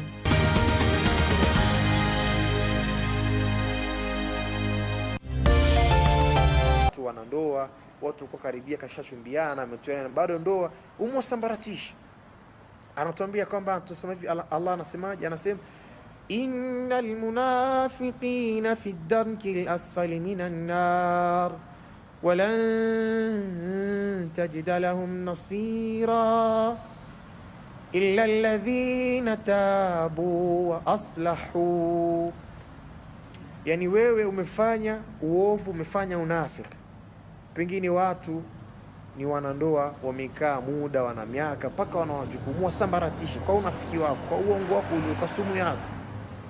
Alafu Allah anaelezea kwamba wasipotubia kama innal munafiqina fi darki al-asfali minan nar, watakuwa fi darki al-asfali minan nar, watakuwa katika kina cha chini cha ndani ya moto wa jahannam. لقد صدق الله رسوله الرؤيا. Watu wanandoa, watu kwa karibia kashachumbiana, ametoana, bado ndoa umwasambaratisha. Anatuambia kwamba tuseme hivi, Allah anasemaje? Anasema innal munafiqina fi ad-darki al-asfali minan nar walan tajida lahum nasira illa alladhina tabu wa aslahu. Yani wewe umefanya uovu, umefanya unafiki, pengine watu ni wanandoa wamekaa muda, wana miaka, mpaka wanawajukumua sambaratisha kwa unafiki wako, kwa uongo wako ulioka sumu yako. Alafu Allah anaelezea kwamba wasipotubia kama innal munafiqina fi darki al-asfali minan nar, watakuwa fi darki al-asfali minan nar, watakuwa katika kina cha chini cha ndani ya moto wa jahannam. لقد صدق الله رسوله الرؤيا. Tasty breakfast just for you. Enjoy. How special is this Dan of yours? Niaje madhe, nilijua kuna something fishy na hapa. Nini na mimi sijui? Nikupin. Hizi mapepa zote, kanairo yote. I don't know what you're talking about. Nilikuwa chei kazi ukaanza kuichezea. Can we talk privately? What's wrong? Somebody's dead. I know, people die. Jua hii damu itakuwa kwa mikono yetu. Wacha waende wamtupe huko kwa bahari. Morning, madam. Biblia inasema an eye for an eye. Hakuna mtu atajua amekufa. Who is dead? Sasa hiyo recording ikifall into the wrong hands, alafu ufungwe for life. Mimi nikienda ndani, Alex atanifuata tu. Bila evidence, hii ni story ya jaba. My dear daughter, yani wewe ulidecide utakuwa kama tent. Unahama na harusi za wenyewe. Acha kunibeba fala. I do not care what you're going through or what you think we are doing. Ikae chini tuanze mkutano. Nilisema mkiwa nyinyi wote. I hope hii mambo itaenda sawa. Kwa hivyo kuna mambo nafichwa, si ndio? It's rude kuangalia simu za wenyewe. Excuse me? Mama Jabali lazima mtaishi naye.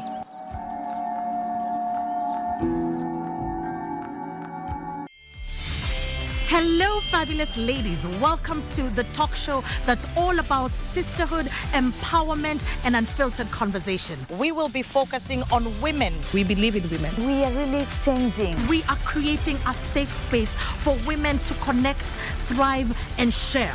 Just because you're a woman on a bike, you're labeled in a certain way. It's not just a talk show, it's a movement. When they are standing, we need to stand out. From heartwarming tales to hilarious adventures. They could ask me, Catherine, why are you learning? Tumefanyiwa hot comb. Unaweza kuwa na blow dry. Umechomeka huku kote. We are turning the spotlight on women who are breaking barriers in their individual fields. You have to have a vision. You are the leaders of Kenya today. Keeping it honest and relatable. Mental health is real. Yes. Where there is no communication, there is no relationship. Join the sisterhood every Sunday at 4 p.m. on KBC TV for Dada's Show. I never heard the music so sweet. I repeat. Wagwan, me brethren, big things are going. Remember, each and every Monday we have to shell down the place with nothing but the best of smooth reggae vibes in your favorite station. You know these things, man. Alafu kila Tuesday simu, tupo side, giving you Kenyan music from the 254. And of course, you can spice up your Wednesday by enjoying blazing hot hip-hop and R&B jams. We don't got no label. She said she want bottles. Vibes and vibes as we go all across Africa, Kenya, Nigeria, Ghana, all the way to Tanzania to give you nothing but the best on Afro Thursday. Make sure you make a date with us each and every single Friday with me, DJ_Liza Diva, DJ Cold, and me, Wanjiko. This is Club One Extra. Unanifanya nisikie kunyongwa. Hatija ai, mani especially ukisonga. He won the victory. Hallelujah. My daddy, you sabi. My daddy. I'm not here for my glory, fame, or praise, but to tell of the one who just defeated the grave. Taomba umbao, beba wewe, taomba umbao. Yeah, mbao tao. Tumekama hapa kuongelea fundi wa mbao. Wow. Sing a new song unto the Lord in the presence of his congregation. And I believe God amenipatia gift ya ku write music, and not just music, but biblical sound, lyrical theology, yenye iko relevant kwa generation yetu. I tell you, the power of the cross is enough to save this generation.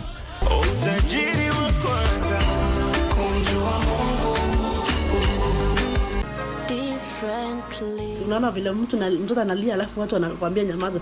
Sisi wakati yeye alilia, the first cry, tulitoa machozi. Neurological conditions si uchawi. Hawajarogwa. Neurological conditions or disability haiambukizani, maana si ugonjwa. If I tell them up like mama ako sawa, ako tuna challenges zangu but ako sawa. You hear people say angekuwa ng'ombe tungemchinja. Differently.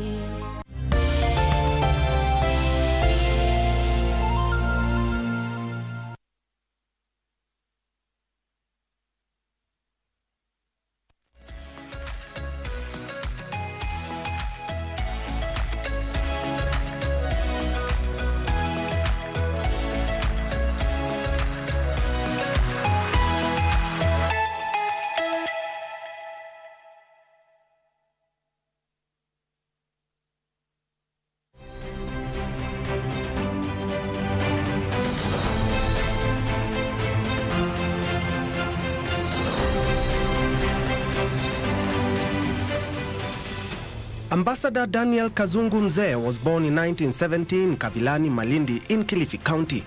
He started his early education at Marikano and Langobaya primary schools in Malindi before he joined Kwale High School for his O-levels. Kazungu later joined Moi University where he acquired his degree and master's in information science.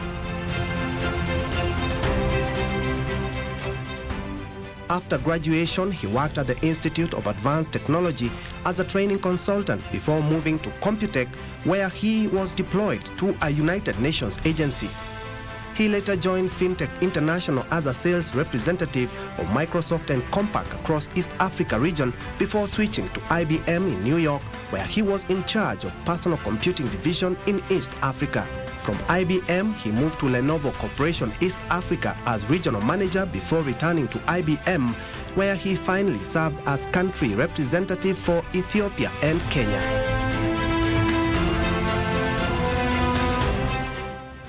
Kazungu switched to politics in the year 2013 when he vied and won the Malindi parliamentary seat.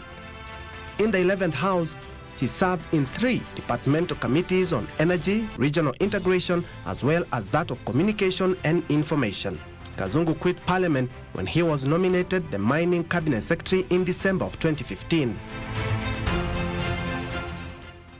As a CS, his work was clearly cut out. He repealed the 76-year-old Mining Act and delivered Kenya's first mining strategy and policy. Under his watch, he improved Kenya's Fraser Report ranking in early 2016 from position 125 out of 126 countries to position 86. Kazungu was in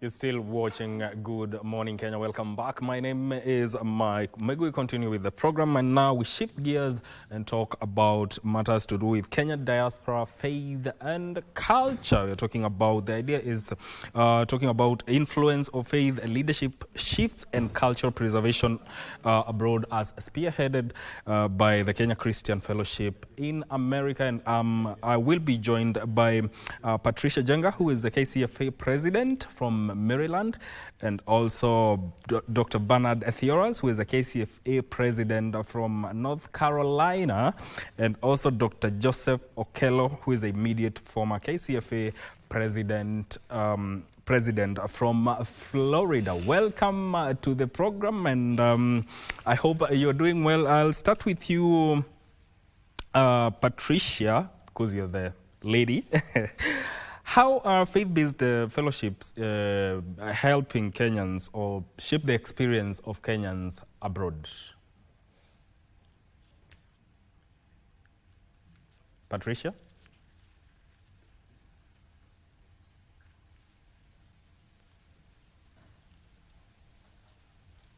Yeah, we can hear you. Okay, great. I don't know if they can hear you. I hope they can.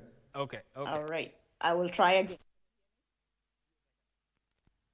Okay, fantastic. Thank you again for this opportunity to be here to share about the great work that Kenya Christian Fellowship in America is doing. KCFA is an organization that is 34 years old. We're going into our 35th year. Started in the early 90s by Dr. Joe Karogi and has continued to grow up until this point. We have a really clear mission, which is to impact generations by supporting all our people, our members and friends of Kenyans in their civic, socio, emotional, and spiritual life. And so when we talk about what is the impact of KCFA in the diaspora, specifically in North America, we want to be of impact to our men, our women, our children who come through this organization at any point in time. We do that through conferences, we do that through local chapters, and as you can see, we have a local chapter chair here, Dr. Bernard Theora. We have other chapters around the country, we have about 25 of them. And so our impact on a regular weekly level continues to be great in the US, and also in Kenya, we have some people who have been members of KCFA and have moved back to Kenya. Mm-hmm. Thank you. Let me bring in Dr. Bernard Theoras. Dr. How do you think, or do faith-based organizations help Kenyans stay abroad and still rooted in their cultural identity and as Kenyans? How do these fellowships help Kenyans in that regard? Well, like Madam President said, we stick together as the Kenyan community, and we have so many programs.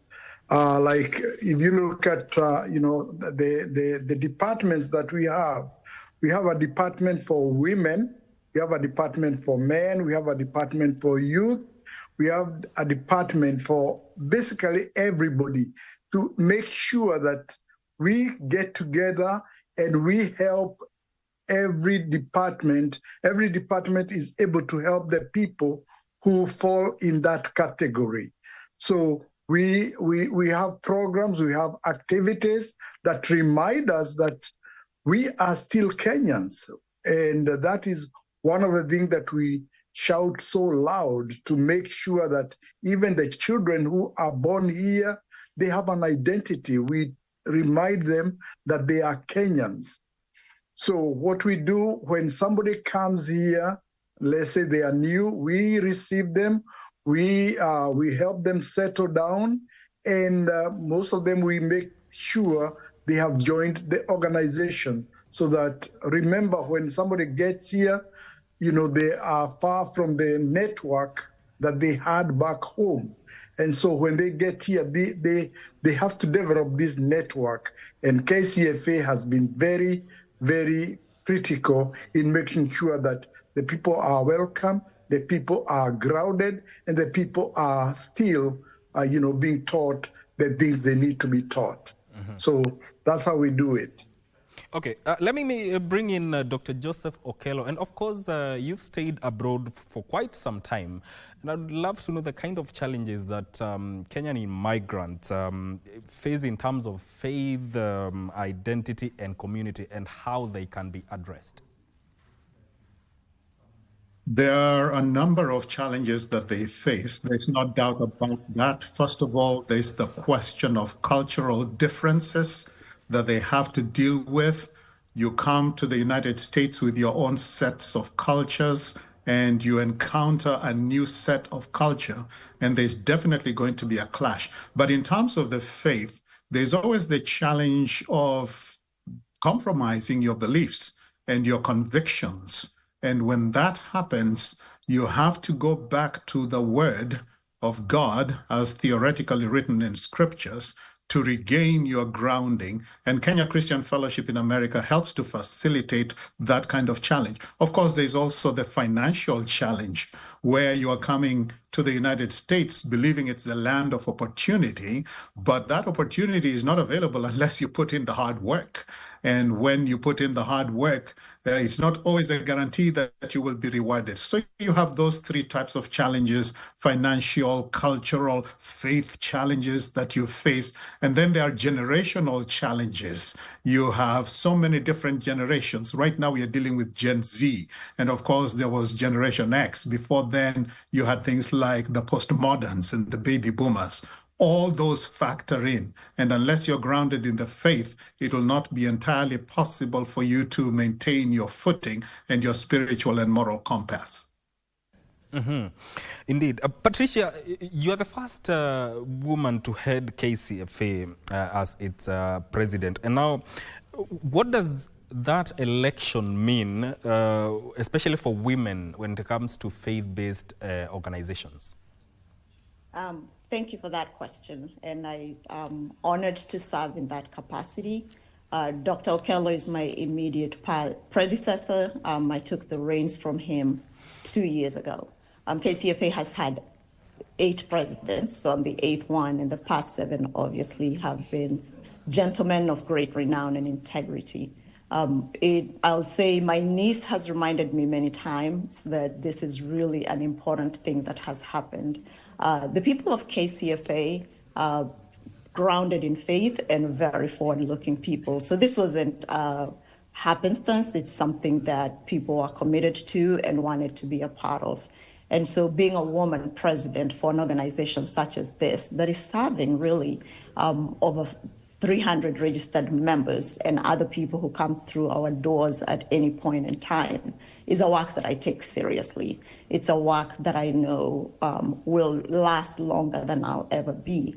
And it's an opportunity to be an inspiration to women who are younger than me. I constantly am in conversations with them in terms of being able to rise and be what it is that God has called you to be, and to be able to appreciate the places that we are placed in our lives, regardless of who we are. I come from a small town called Kitale. And so from Kitale, and if I let you know what estate I grew up in Bondeni, that's where I was raised, to this time in my life, it's really an opportunity to be able to show that regardless of who you are, man or woman, or where you come from, that you can be able to do the things that God has put you in this world to be able to do. Do you think these challenges the norms in church and other faith-based organizations in terms of accepting and embracing women in leadership? Those exist everywhere. They exist in our secular jobs, and they exist in the ministries that we do. Things that we go in, say that I walk into, that's a possibility. To show. I'm blessed through KCFA that I have grown up in KCFA. I've been a part of KCFA for the better part of 25 plus years. So the people that I work with have known me, but the challenges are there, especially in spaces where people do not know you, right? You walk in, they're expecting a president, and Patricia shows up, and Patricia is presenting a certain way, and that may be challenging for some people. Now, my experience is that the work that a person does, the work that I do, will speak for itself. Would I rather that not be the case? Absolutely. I would rather that I walk into a space and the expectation is that the work will be done as opposed to proving myself. But those challenges do show up in some spaces. But I'm surrounded by a group of men and women who are supportive. I'm surrounded by a group of men and women who know the work that I can do and are able to push me. And so in that way, for other women leaders, especially in ministry, is really surrounding yourself with people who are going to be on your team, people who are going to give you the support that you need, the encouragement that you need, so that when you show up in these opportunities or in these spaces, you know that you have backing of people who are praying for you, pushing you, and supporting you. So the challenges are there, absolutely, but the work has still to be done, and that's my commitment. Okay, Dr. Bernard, there's, leaving Kenya and going to live in a foreign land usually comes with things like culture shock and everything. But then again, if you're talking about faith and culture, what is the role of faith in maintaining cultural identity? Well, I know one of the culture that we have to maintain is the culture of Christ. At least that one we all agree. And whether you are an American or whether you are Kenyan, we are brought together by that faith. Nevertheless, the way we practice, the way when you come here, you find there are so many situations whereby, there are so many groupings. And so you have to be able to find yourself. Now, it becomes a challenge, especially when we are raising our children here, the culture that we believe in, we have to be, very, very intentional and make sure that we do not lose that. So the faith, helps us, especially when you are grounded in your faith, definitely, even with your culture, it comes in.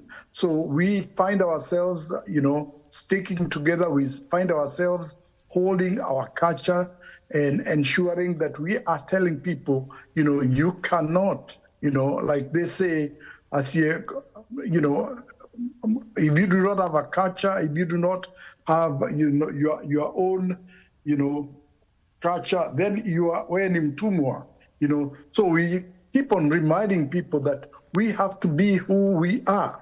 We can be here. I know we have been, many of us have been here for quite a bit of time, and but we never forget where we came from. So that is something that we try to maintain as much as possible. Indeed. If I could jump in as well, Mike, is that okay? Yes. Part of the reason KCFA was started was just that. There's a way that we worship as Kenyans in different places. You come to America and there's a way that the American worships God. Same God, but there are different ways, just like there are different denominations. And so when KCFA began, that was part of the gap that KCFA wanted to fill. People had come to Kenya, from Kenya, they've come to the United States, and there's a way we sing, there's a way we preach, there's a way we fellowship with one another that is based upon where we are coming from. And so KCFA comes in to bridge that gap. When people come from Kenya, they're looking, I got a call not too long ago. Someone said, hey, I'm moving to Maryland. I need to be able to be in fellowship with people who are from where I'm from. We do fellowship with Americans as well, but there's something about being able to sing Apambio in a way that you don't hear in other places. And KCFA definitely bridges that gap for us. So that's the place we want to be. And that's how we're supporting our people here. Mm-hmm. Indeed. And Dr. Okello, talk about the aspect of combining faith, culture, and education. What is the ultimate outcome? Combining faith, culture, and education, the ultimate outcome would be a conglomeration of several things, if I may say so. So you think, for example, about culture. What are you talking about when you speak of culture? You're speaking about the mores that shaped us and our identity in terms of who we are and where we come from. But then faith comes in and it tells you that it has the capacity to answer 4, maybe even 5 important questions in the human mind or in the human outgrowth. The question of origin, where did I come from? The question of meaning, what am I doing here? The question of morality, how should I live? The question of identity, who am I? And the question of destiny, where am I going? Culture tries to answer these questions, but faith, at least the Christian faith, purports to answer them with such precision in a way that emerges triumphantly. And the moment you learn the answers to the question of origin, meaning, morality, identity, and destiny, therein is where education comes into play. So you have 5 questions of ultimate concerns, which faith tries to answer, but culture has tried to set in place. When faith to culture, and you see the answers that both faith and culture provide, and faith comes through dynamically and triumphantly, therein is when education comes into play, because faith tells you that we are created in the image of God in terms of origin. It tells you that we ought to live according to certain norms as theoretically written in the Bible, whether it's the 10 Commandments in the book of Exodus and Deuteronomy, or the Beatitudes in the book of Matthew. It tells you how you ought to live. And then you have the question of meaning. Who am I? Or rather, how should I see myself as fulfilling my purposes in this world? And your purpose is to enjoy God in all of life. Faith tells you that. My identity, I've been created in the image of God. Destiny, faith tells you that those who believe in Jesus Christ have a hope beyond the grave. Then you have the education that comes along with it, telling you that this life is not an accident, but it is God who put it together for all of us. And that goes way beyond what culture can do. And so education through the religious atmosphere helps to foster that. Indeed. And of course, we are talking about faith and culture gives identity to a people. But Patricia, I want to bring you in on this, and I want to know how now the diaspora community can collaborate with the Kenyans, like people who are living in Kenya, to enhance the aspect of preserving culture and identity. I'm going to tell you about a project that we are doing that I think touches that greatly. For years, the scripture tells us wherever we go to own it, to build property, to build vineyards, to live there. And so for years, KCFA has wanted to put down a cultural and retreat center in the United States. We are well on our way to doing that, which we think is a great connection between Kenya, has already been, and I'll actually invite Dr. Theora here in a moment to share about that connection that we've had with Kenya as we create this property. So we brought a property during Dr. Okello's tenure in Norlina, North Carolina, 70 plus acres and beautiful property, paid for outright, 100% no debt, which is exactly what we want to do. And we want to build a cultural and retreat center there. The cultural part is telling people about who we are as Kenyans. So the people in America can participate in that. They can come and see, they can visit. There's museums and play that we want to put down there. It's also an opportunity for us to say, have a place where sports can be a part of this cultural center. People can come from Kenya, say for a retreat or something like that, and be able to participate in that. And so we have done many things to connect ourselves to Kenya. We have been of support when Kenya has needed support. We have sent help when we had people who are displaced. We are constantly connecting to Kenya, but we want to have this property that's going to be a much more permanent way of making that conduit. And we've had actually organizations in Kenya that have supported us. I'm going to invite Dr. Theora to just speak about the two that were really instrumental in us being able to secure this land. Dr. Theora, would you please? Yeah, I'll be happy to. Yeah, when we got together and we identified the piece of land that we wanted to buy, of course, we did not have the money with us. We had to fundraise. We had to call all our members to come and chip in. And as we were doing that, we decided, you know, this effort has to be supported by Kenyans, you know, wherever they were. And we decided to reach out to two companies in Kenya, and one of them was Kenya Airways. At that time, they had just started flying to the US.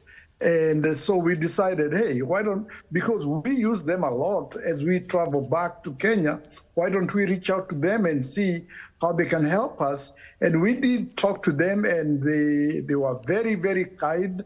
They supported us by giving us a return ticket, you know, from New York to Nairobi and back. And we were able to raffle that ticket and to raise some sizable amount of money using that. Then the other company that we reached out to is Optiven. Optiven, you know, that is led by Dr. Washiori.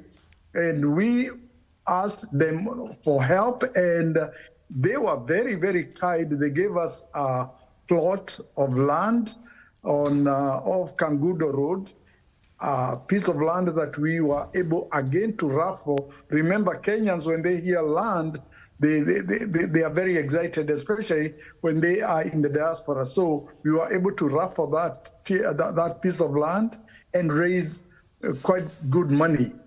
So we want to partner with organizations like those. We want to partner with even other organizations and even individuals in Kenya who are, you know, who can see the vision that we have. So that's one of the things that we want to do, and to continue, especially telling our, you know, we have children who are raised here. Some of them are born here. But one thing that we have maintained is we keep on telling them, hey, you know what? We came from Kenya. We came from Kenya, and that's our country of origin. We can be here in America, but we have another home, which is Kenya. So we are, you know, we have companies that have partnered with us, and we continue to look for other partners. Indeed. And I'll also say, let's for our Kenyan brothers and sisters, moving to another country is a challenge all to itself, as you've already said, Mike, and Dr. Okello really expounded on that very well. Many of us came here to go to school. And so people are young, and it's very easy to get lost in the ways of a different country. And so one way that Kenyans can continue to connect with us as KCFA is, if you're going to send children to the United States, you want them to land in a place where someone can support them. So look us up. Like I said, we have chapters around the country. Let's not have our kids coming and not having a place to land because someone does not know. So that's one way we can be of support to our Kenyan community. At any time, if someone is moving, people do move all the time, or they come for conferences, and you're looking for a place to be where you feel like you're at home, www.kcfa.net will give you a list of chapters that we have around the country and contacts in that area, so that people are not landing in a foreign land without someone to support them and without knowing where it is that they are going. Indeed. I want to close with Dr. Okello. And what lessons can Kenyans learn from how the diaspora community organizes itself? An important lesson is the very, very crucial issue of seeing one another as human beings rather than by their tribal identities. KCFA has basically gone beyond that. We are looking at each other as Kenyans, as Christians, as believers. Yes, we do honor our own cultures, but we don't allow cultural prejudice, ethnic prejudice, or tribalism to come in the way. We worship together as one. We love each other irrespective of our ethnic backgrounds and our ethnic origin. So there's the question of being united. There's the question of coming together as one. There's power in unity. There's power in collaboration together. That is an important lesson that we can learn. But also the importance of faith. Faith can take you to levels where nothing else could take you. I have studied philosophy and I have looked at different worldviews in life. And I can tell you that the power of faith, as I said already, emerges triumphantly when you are dealing with life's challenges. And also the lessons that we learned when we were growing up in Kenya: honor your father and mother, respecting the elderly, developing a moral compass, developing a moral code, developing certain principles in life. Those are important pointers and pillars for strengthening and buttressing your faith and keeping you completely focused on the things that you believe brought you to the United States or made you a Kenyan citizen, an upright citizen. Those are important pillars and pointers that will help you gain and attain those goals that you're setting for yourself in your life. Thank you so much, ladies and gentlemen, for joining us here on Good Morning Kenya to talk about matters to do with faith and culture, especially for the Kenyan diaspora. That is Patricia Jenga, who is the KCFA president, and Dr. Bernard Theoras, also the KCFA President, North Carolina chapter, and Dr. Joseph Okello, who is the immediate former KCFA President, joining us live from the United States. This is where we end this conversation. My name is Mike Megwe. I leave you with the weather report.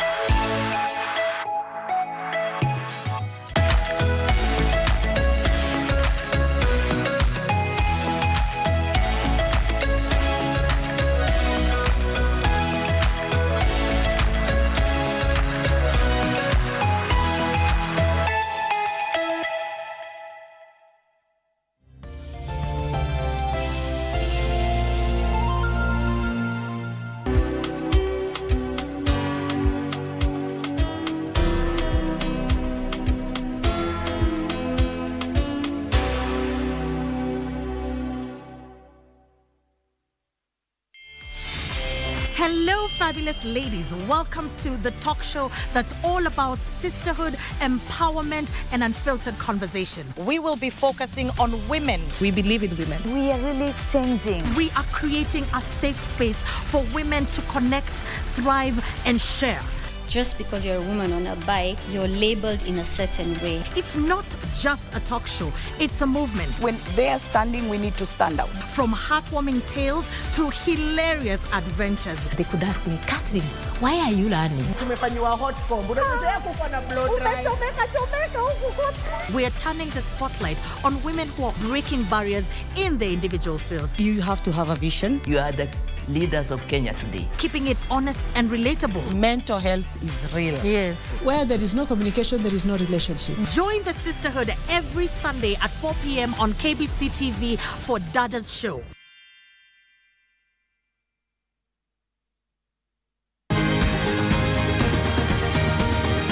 Wellness is important in our daily lives, so that instead of just surviving, we should be thriving. Ways to prevent a stroke or heart attack is for you to know what conditions you have. By regular checkup, people don't know they have hypertension, they don't know they have diabetes. I was pre-diabetic. I was afraid of getting lifestyle diseases because I come from a family that has lifestyle diseases. How do you know if your cough is due to a serious condition? We'll have some answers. Stay well and strive to make every day a healthy day.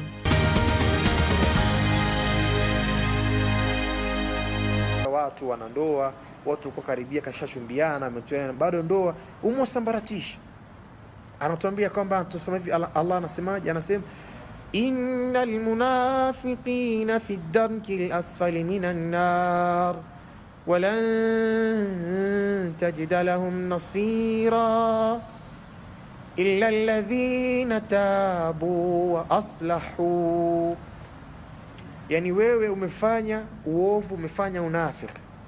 Pengine watu ni wanandoa wamekaa muda, wana miaka, mpaka wanawajukumua sambaratisha kwa unafiki wako, kwa uongo wako ulioka sumu yako. Alafu Allah anaelezea kwamba wasipotubia tu kama innal munafiqina fi ad-darki al-asfali minan nar, watakuwa fi ad-darki al-asfali minan nar, watakuwa katika kina cha chini cha ndani ya moto wa jahannam.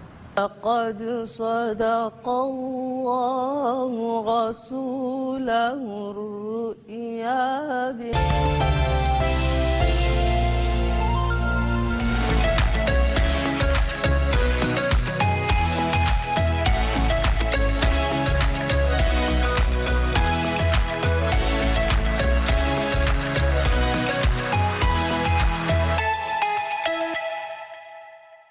Good Morning Kenya gets to continue. Thank you for staying with us. My name is Vivian Degwa, and right now we get into another segment right here on Good Morning Kenya, and our topic of conversation is really significant. We're talking about opportunities for young Kenyans to study abroad, and specifically we will be talking about going to study in the European Union. And I will get to introduce my guests, beginning with my immediate left. We have Irina Matthews. She is the Director, International Student Fairs Africa. Welcome to the show. It's a pleasure to have you on board.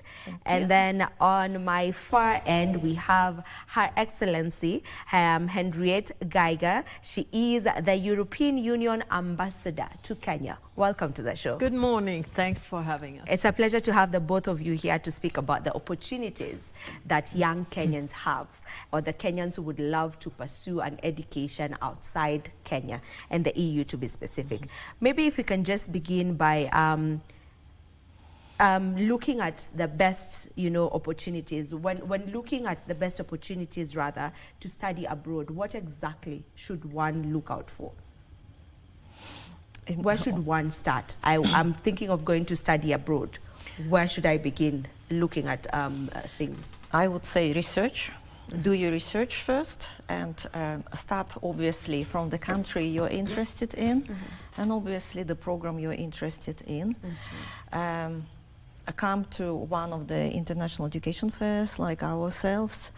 Send an email directly to the international recruitment office or admissions office. This is your first step, I would say. So just start by doing your due diligence. Exactly. Just do your research. Yes. You know, send emails if you need to. Exactly. Yeah. Taking an action. Yeah, because if you don't research, don't do anything, nothing will happen, as we know. Absolutely. For sure. All right, now to the ambassador. You know, Kenya and the EU have had ties, you know, for the longest time. They've had really strong and long-standing partnership and ties, especially when we talk about matters trade and, you know, economic, just the economic opportunities that are out there, you know, between the ties between the two countries. How does it look like when we talk about now the ties, education-wise? Do we have any? Already the fact that you ask whether there are any is already highlighting the issue we have. Because in Kenya, for many, many years, everybody was just focusing on the US and the UK. And for obvious reasons, of course, the language, English. But I would like to say that nowadays in Europe, most of the programs are in English, fully in English. So it's no longer an impediment that you have to learn another language to study in one of the 27 member states of the European Union. And we have been collaborating for many years with Kenya, also with our very good scholarship program, Erasmus+, where graduate students for masters, they can get full scholarships. And what is very little known here in Kenya is that the EU has granted 100,000 scholarships to the African Union for African countries, full scholarships, and they are not being utilized. Okay. It's a sin, a sin, a sin. And here in Kenya, I'm trying my best to drum support to make sure that people know about that opportunity, because I think Kenya has so much talent. When I go to universities, even up country, I see they have 10,000 graduates per year. Then I think there's so much potential here, and so few people know about the opportunities. So you can consider, of course, to pay for university studies, and most European universities are much, much cheaper than, for example, the ones in the US or even the UK. But in certain countries, it's completely free. Germany, Austria, other countries, you don't pay a penny for tuition. So there are so many opportunities, and we have been collaborating for years, but still we are not at the level where we should be given the talent here. All right, I'll ask you to just hold that thought. We'll get to understand some of these opportunities and how to get these scholarships. As you mentioned, there are so many, more than 100,000. So we'll definitely get into that. But right now, I want us to head direct to Maua, where our reporter Abdiaziz Hashim is on standby. Remember, the president is on a 5-day tour to the Mount Kenya region, and our reporter is right there. As you can see him, he's on location, and if we can just head over to him and get to find out. Hashim, good morning, and what is happening right now where you're at? Well, good morning to Vivian, and of course you currently know that we're in Maua, Meru County. You know, it is a cold area, especially during this particular time when the rains are coming in, especially with the weatherman clearly stating that this particular area, which is highlands of the Mount Kenya region, will be receiving heavy rains, but not just like that, because you see the sun is out right now. And talking about opportunities, behind me, Vivian, if you can see, it will be the new Huduma Center here for Maua. You do know that the people of Maua for a number of years have been trekking distances, as well as for close to 45-50 minutes or so thereabout to reach Meru town, the town center itself, so that they can get services from the Huduma Center. There are a number of services that Huduma is able to offer. Now the CEO, as well as the Huduma officials, and we're going to be joined also by by high-ranking government officials and leaders from this particular region to help the president in laying the stone here in Huduma Center. This will be his first stop here in Igembe South before he heads over to other parts of Meru County. As and when he finishes to laying stone here in Igembe South, he'll be heading over still in Igembe South, he'll be laying the foundation also in a sewerage last mile connectivity project that is within Maua. After he finishes that particular venture, he'll be heading over to Tigania West constituency, Vivian, where he'll also visiting the Kibera feedlot, where he'll also after that visit the South Immense constituency of the Nkwene 33/11 kilovolts of a substation. Now, of course, that is the itinerary for here in Meru County. Also, he'll be linking up with the residents of Kirinyaga County. He'll be making 2 stops. If you have noticed yesterday, he was in Laikipia and in Nyeri County, traversing the 2 counties because they're closer to each other, launching several key projects like the last mile connectivity, the affordable housing project, and the new modern markets that the president has been vowing to launch in this particular area. You do know that there are 87 markets that are currently being built. Others are ready to be occupied by the traders in this particular region. Also, the president will be flanked by also the new governor. You remember, Vivian, it was just 2 weeks ago when the new governor was sworn in. That is Isaac Mutuma. We are sure that he will be flanking the president. You do know, even in the meeting that was held at State House Nairobi, he was among the governors from this particular region that met President William Ruto at State House Nairobi in readiness for this particular trip. Also, a section of members of parliament as well as senators. You do know that that is a recipe for political rhetoric. At the end of the day, we'll be witnessing what they will be telling the residents. In Laikipia County and Nyeri County, you heard what the president clearly said yesterday, that despite one person being removed from the current administration, the government is still big and people can still come into that particular administration. But he clearly told the residents to give deaf ear to politicians who are spewing divisive politics to the region. You do know that it has been heightened political tension with this particular region, but you saw what happened yesterday. Once the president arrived in Laikipia, in Nyeri, there was a relative calm. The people turned out in large numbers. They were listening to some of the key projects the president was commissioning, inspecting, and even promising at the end of the day. You do know that the major project that is being carried out here in the Mount Kenya region is the Mau Mau Road that will be linking almost 5 to 6 counties within the Mount Kenya region so that it can boost transportation, especially given that we have tea, coffee, as well as miraa here in this particular region. And also the president was talking about the miraa and what he'll do for the farmers here. In an interview with the radio presenters at the Sagana State Lodge, he clearly stated that he will ensure that their produce is not only distributed within the country but even beyond our borders. But Vivian will be keeping tabs with the president. He'll be starting here in Maua, launching 2 projects. After that, he'll be heading over to a market still within Maua, and then he will head over to Tigania West, where of course we'll be following him to just keep you updated. As and when the president arrives, we'll be taking you live. So back to you, Vivian.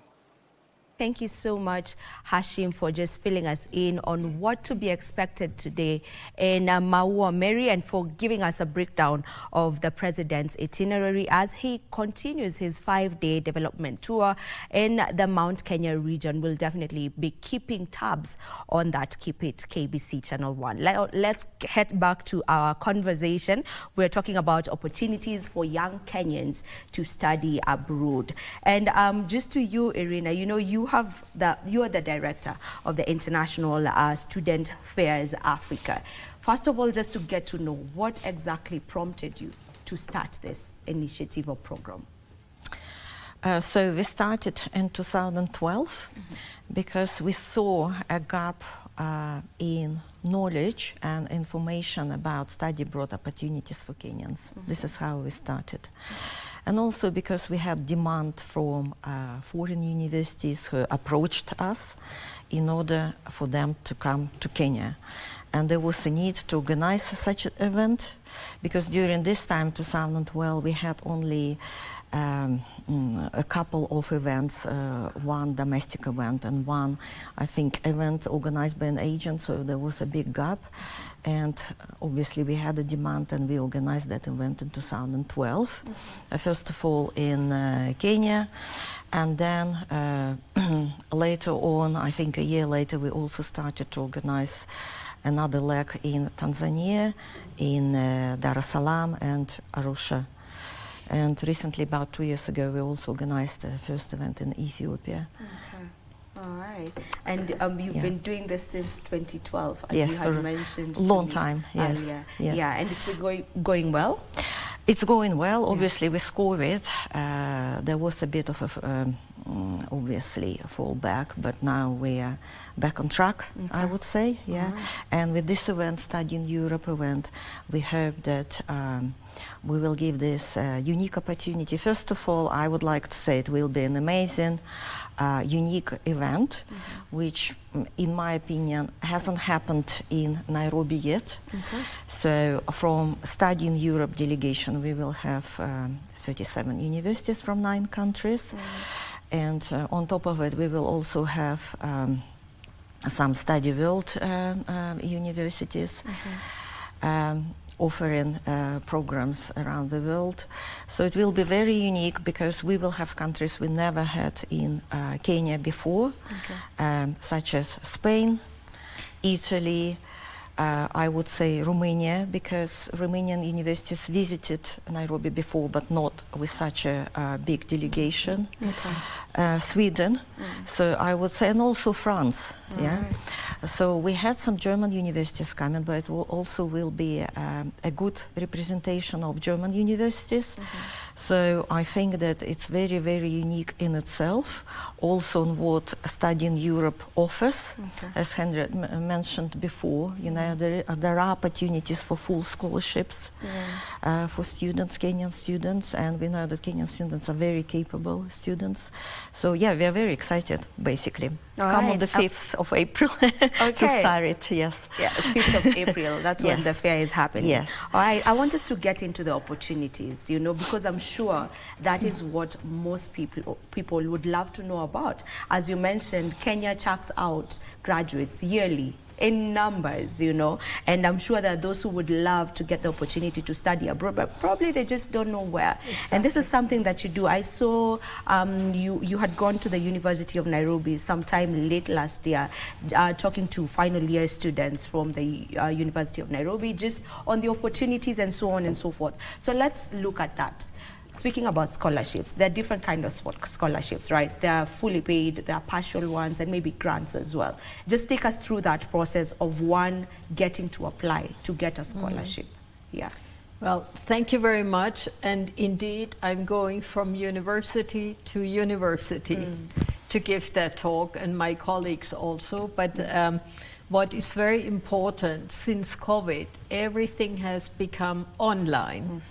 So no student has to go anywhere to get the information. You can have everything at your fingertips. What Irina said, what is key is you have to know what you want and then do your research. So, for example, most European universities nowadays have their entire study program online. You don't even have to leave Kenya to get a master's degree. And most of them offer it free of charge. So, but to get out, which is also a very unique experience, of course, we have the Erasmus Plus scholarships for master degrees. And that's really the best scholarship I know, because everything is paid for. It's fully paid. Fully. Including accommodation and ticket, everything. Accommodation, you get a stipend that is so generous that people are even sending money home. Once I met an alumni, she went even with her child. She maintained her small child while she was studying in Europe. So the only thing that students need to do is study. And study well. And for that, you have to prepare, obviously, because you can apply online Erasmus Plus. You just Google it and you have it. You have all the master's programs, more than 300 to choose from. And mostly it's several universities working together. So let's say you want to become a medical doctor, you study 1 year in one country at one university, then you go to the next university, you get a joint degree. And the very best of it all, Erasmus Plus comes also with a 1 year work permit after you finish. So for those who want, they can get their feet wet in a professional context. And if they're good, given that in Europe we have tons of skilled job vacancies. I just read in a newspaper at the moment we have 450,000 skilled vacancies. 450,000? Yeah. So the companies, they are really looking for young talent. You see Europe has an age pyramid that is inverted to the Kenyan. You have lots of young people and few old. And in Europe, it's the opposite. You have very few young and many old, which also creates a lot of opportunities in the care service. And that brings me actually to the other opportunities, because it's not only academic. We are also offering skilled jobs in nursing, in technological professions. So Germany and Austria signed a labor agreement, legal labor agreement with Kenya. And I just read this morning that they are graduating the third cohort of health professionals to go to Germany. Of course, in the German-speaking countries, if you work in the nursing sector, you have to speak some German. So several universities here are already offering that, and the students are studying that together with nursing and healthcare, and they are being sent to Germany and other German-speaking countries. So this is just to say that it's not only for academics, the opportunities, but those who come back from the master's degree, they all have brilliant, brilliant careers here. So we have an alumni association. They are in all walks of life, but all of them made it big here. So it's really a unique experience, and I wish that many more could do it. And now, application period for this winter semester has already finished. So the entire application process is online, which also means nobody can interfere. So there's not a big politician that says, take my daughter or take my son. I don't know who's applying. I cannot interfere. Nobody can put pressure. It's just between you and the university, which also means you need to be good in what you're doing. You need to have good recommendations from your professors. Because I'm sure the competition is quite, stiff. Yeah, but there are Erasmus opportunities reserved. Okay. All right. So Erasmus Plus. Erasmus Plus, yeah. Program.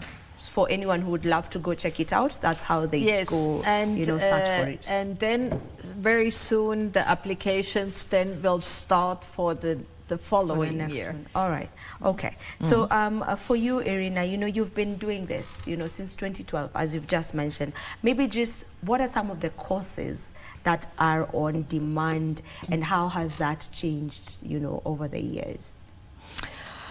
Obviously, most of popular courses, I would say medicine, information technology as usual, cybersecurity, the new ones, engineering, obviously, The new ones which been now quite popular is robotics, aeronautics, this kind of programs, courses. All right. Let's talk about the visa requirements and the process. How does that look like for our student who wants to go study abroad? That's an education visa or student visa? Yeah, so let's talk about that. How does that look like? Yeah. So for Erasmus Plus scholars, they have a guaranteed visa. So once they're admitted at the university, the member state where they go to study has to emit the visa. So of course you need your ID, passport, all your papers in order, but there's no problem with the visa. And sometimes the students, they apply very late. And then they are desperate, and I have to intervene with the ambassador of the country to get the visa accelerated. But there's no question that they will get it. So we always say, as soon as you got your scholarship, apply for the visa. But there are no problems. For people who don't have a scholarship, of course, they have to go through the regular process of student visas and all of that. And it has become quite cumbersome because all the visa offices of all the Western countries basically are completely overburdened and overloaded. So that's why we're always saying, please start as soon as possible so you're not getting into trouble later. Okay. About the fair, Irina, so are there opportunities for bachelor's courses or just the master's courses? And also you can let us know who exactly is eligible to come for the fair. Yes, so obviously there are both levels covered at the exhibition. We put an accent, we put a focus on postgraduate programs, but there are also offers on bachelor programs, so both levels. Who could come for postgraduate courses, of course, current students who already graduated from Kenyan universities, young professionals, as Henriette said, mentioned before, and anyone obviously who may be now also employed and looking for a new career move. And for bachelors, obviously the bachelor program, it's a graduate of school, obviously graduate year 13 for a British system, or obviously for a Kenyan school, graduate of a Kenyan school. They all can apply for a bachelor program and get the information at the fair.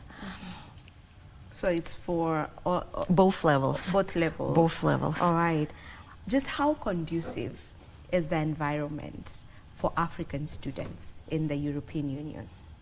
I think most universities have a program of diversity. So for them, it's very important in this globalized world to expose their students to an international and multicultural environment. This is why Erasmus now provides, because Erasmus is also inside the EU for European students. And nowadays, there's hardly any student in Europe who hasn't studied at least one semester abroad. Usually somewhere in the European Union, in a partner country, but it could be anywhere in the world. Many choose to go outside to expose them. And that is very, very important nowadays in your employability, that you have a broad horizon, you can manage different cultural contexts. So I do think that the universities have a very open kind of atmosphere, and people from different cultures are there. So, but it is a cultural adaptation. Even, for example, if you go to Germany, you don't have to speak German for the university. You have to adapt to understand when you go to a shop, you buy something, some simple greetings. That's why I think it's also better to go as a master, because there you're more mature as a person, more stable, and you can negotiate a foreign environment, because there's no student who doesn't suffer from a culture shock. That is normal. I was also a scholar at one point on a scholarship, and everybody goes through it, and you need the maturity to absorb that new context and to learn to live in that new context. And what we want is that the person going, the student, should not have any worries except academics. But of course, the outside environment is influencing how you feel. So all universities have student advisors, and they have special programs for international students to help them, to mentor them, and to look after them if they see that the individual student may be struggling. So they're not on their own. And we are also offering the alumni support network. So they're Erasmus alumni who look out after the others, but even people who go on their own will have the tutors at the universities to look after them. And are there any exchange opportunities, like just the cultural exchange opportunities? Maybe are they there, such programs? Do we have? Between Kenya and, So we have some other programs also, for example, university to university collaboration, where you can exchange groups of students and you can exchange professors, which is very interesting if you want to start a new area at the university here. You get specialized professors in, or you send professors out to get skilled. So we have a variety of different opportunities, and we're working already with some universities. And for me, what was very important is to go out to the counties, because it's always in the capital where people have most access to information. But that's not where the only potential is. So we are really trying to reach out to the big universities all over the country. Okay. All right. Irina, maybe what would you say are some of the barriers or challenges that may hinder, one from accomplishing that dream of wanting to study abroad, wanting to go further their studies, outside the country and whatnot, or just the challenges that you would say students get to face when they are there that you have gotten to witness, and just how to revert that? Yes, thank you. First of all, I wanted to mention what just Harriet mentioned recently. Knowledge is the power.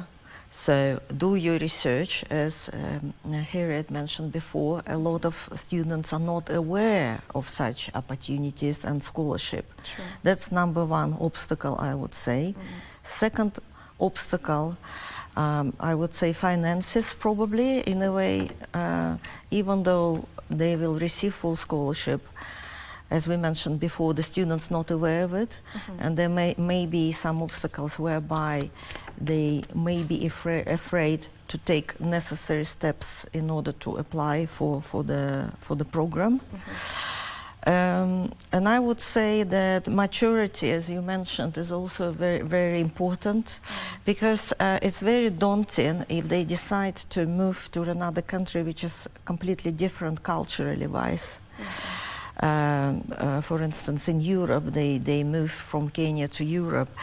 They will have cultural shock. Not only if you're a student, you will have it even when I moved from my own experience, I can say, when I moved from the Netherlands to the UK, both countries are based in Europe, it was a big shock to me, which I wasn't aware of. Yes, so I think be very prepared also morally, that it's going to be very different. As Harriet mentioned before, even if you're not planning to learn the language of the country and you're joining an English-speaking program, I would recommend learning the language, because it's an amazing opportunity when you have your education in the country. And even in the Netherlands, when I lived and everyone spoke perfect English, when you go to parties and you try to make friends, and you go to birthday parties, they all start speaking Dutch after some time, and we all know that. Yeah? And from this point of view, if you really want to meet people, to understand the culture, to make new friends, I would recommend to start learning. For instance, if they're thinking about going to Germany, start learning German. As you mentioned, there are some programs offered. I know of one which is probably on its own is Goethe Institute in Nairobi. It's I would say it's a perfect preparation for moving to Germany, or like grasping a good knowledge of German. Yeah. Yes. Of course, you'll just. I think it's like a no-brainer. If you go to a new country, you should at least try and learn the basics. The basics. Just try and learn the basics. It's really. But I would say it also would help you in future employment. Definitely, if you speak German as an extra language, you already speak English, you already speak Kiswahili. It's amazing what kind of career you can lay out for you. I actually had a question on that, so I'll still just throw it to you. Just studying abroad, how does that enhance your career prospects? It depends obviously on a program you study. Some programs, they're straightforward. For instance, medicine, it means that your career path is in the medical field. And obviously when you go to the hospitals in Nairobi, such as Aga Khan, and you start speaking to doctors, a lot of doctors receive their education outside of Kenya. So obviously it enhanced their careers. You said they went outside, they received very good education, and they came back to help Kenya, to help medical services in Kenya. So I would say it enhances your career big time. For sure, I can imagine.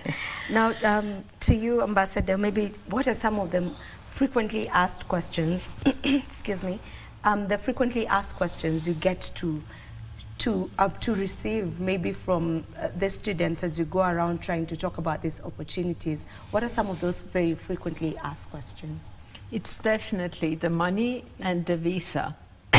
That are the key questions. These are the parameters that people worry about. And some of them also ask about the field of study, what is the best field of study to do, and the best field is the one that you love. I think if you love something, you excel in it. That's true. And if you just go into it because you think that's an opportunity, probably your heart is not in it. So these are the frequently asked questions, but I would just like to say, because I'm the European Union ambassador and we are speaking a lot about German and Germany, I have to just, otherwise the EU ambassadors will criticize me afterwards. So I have to say that, of course, we have the Alliance Française here for studying French. And you have excellent universities here, and they have already partnerships like Sciences Po in Paris with Nairobi University, etc. We have many others. We have the Italian Language Institute, we have the Portuguese, the Spanish. So, and they're all available. And nowadays you have the online learning. My sister is learning Spanish online. She does it 5 minutes every day. It's perfect and very easy when you're in the car or whatever.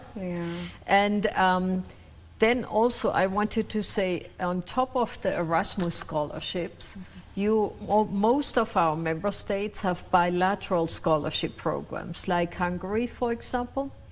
They're giving 200 scholarships to Hungarian universities every year, 200, only Hungary. But that is handled by the Ministry of Education. So they are doing that directly. But Germany has bilateral ones, France has bilateral ones, Spain, and so it's not only Erasmus. If you really look, you can find. All right. We need to wind up the conversation, but even as we do that, I'd love for you to now speak to those who would love to come for the fair. Thank you Where very exactly much. is it happening? When is it happening? That's your camera? Yes, so we welcome everyone to come and obviously learn more about study opportunities. Our event will happen on 5th of April at Sarit Expo Center, Chirangani Room, and we start from 10 o'clock till 5 o'clock. The entrance is free, completely free, and we look forward to meeting you. We will have an amazing day full of various activities, including direct presentations from the universities, more than 45 universities, as well as you will have an opportunity to speak directly to university representatives and also government bodies, such as Campus France, DOAD, Uni Italia, Study in Romania, Study in Hungary, Study in Sweden, etc. Thank Many you. opportunities. Yes. Thank you so very much, ladies, for joining me for this conversation and for just shedding light on the opportunities that are out here for young Kenyans who have the zeal or the dream to go study abroad and just get to further their education so that they are able to have a bigger space, you know, or a bigger opportunity to also just get to work anywhere else in the world. Thank you so much. You're Thank you welcome. very much. Pleasure to be here. Thank you. Thank this you. is where we end this particular conversation and also get to wrap up Good Morning Kenya for today. Thank you so very much to each and every one of you who has been tuned in from the beginning, that is from around 6:30 a.m. till this moment. Do enjoy the rest of your viewing. My name is Vivian Dagwa and I will be leaving you with the weather updates. Goodbye.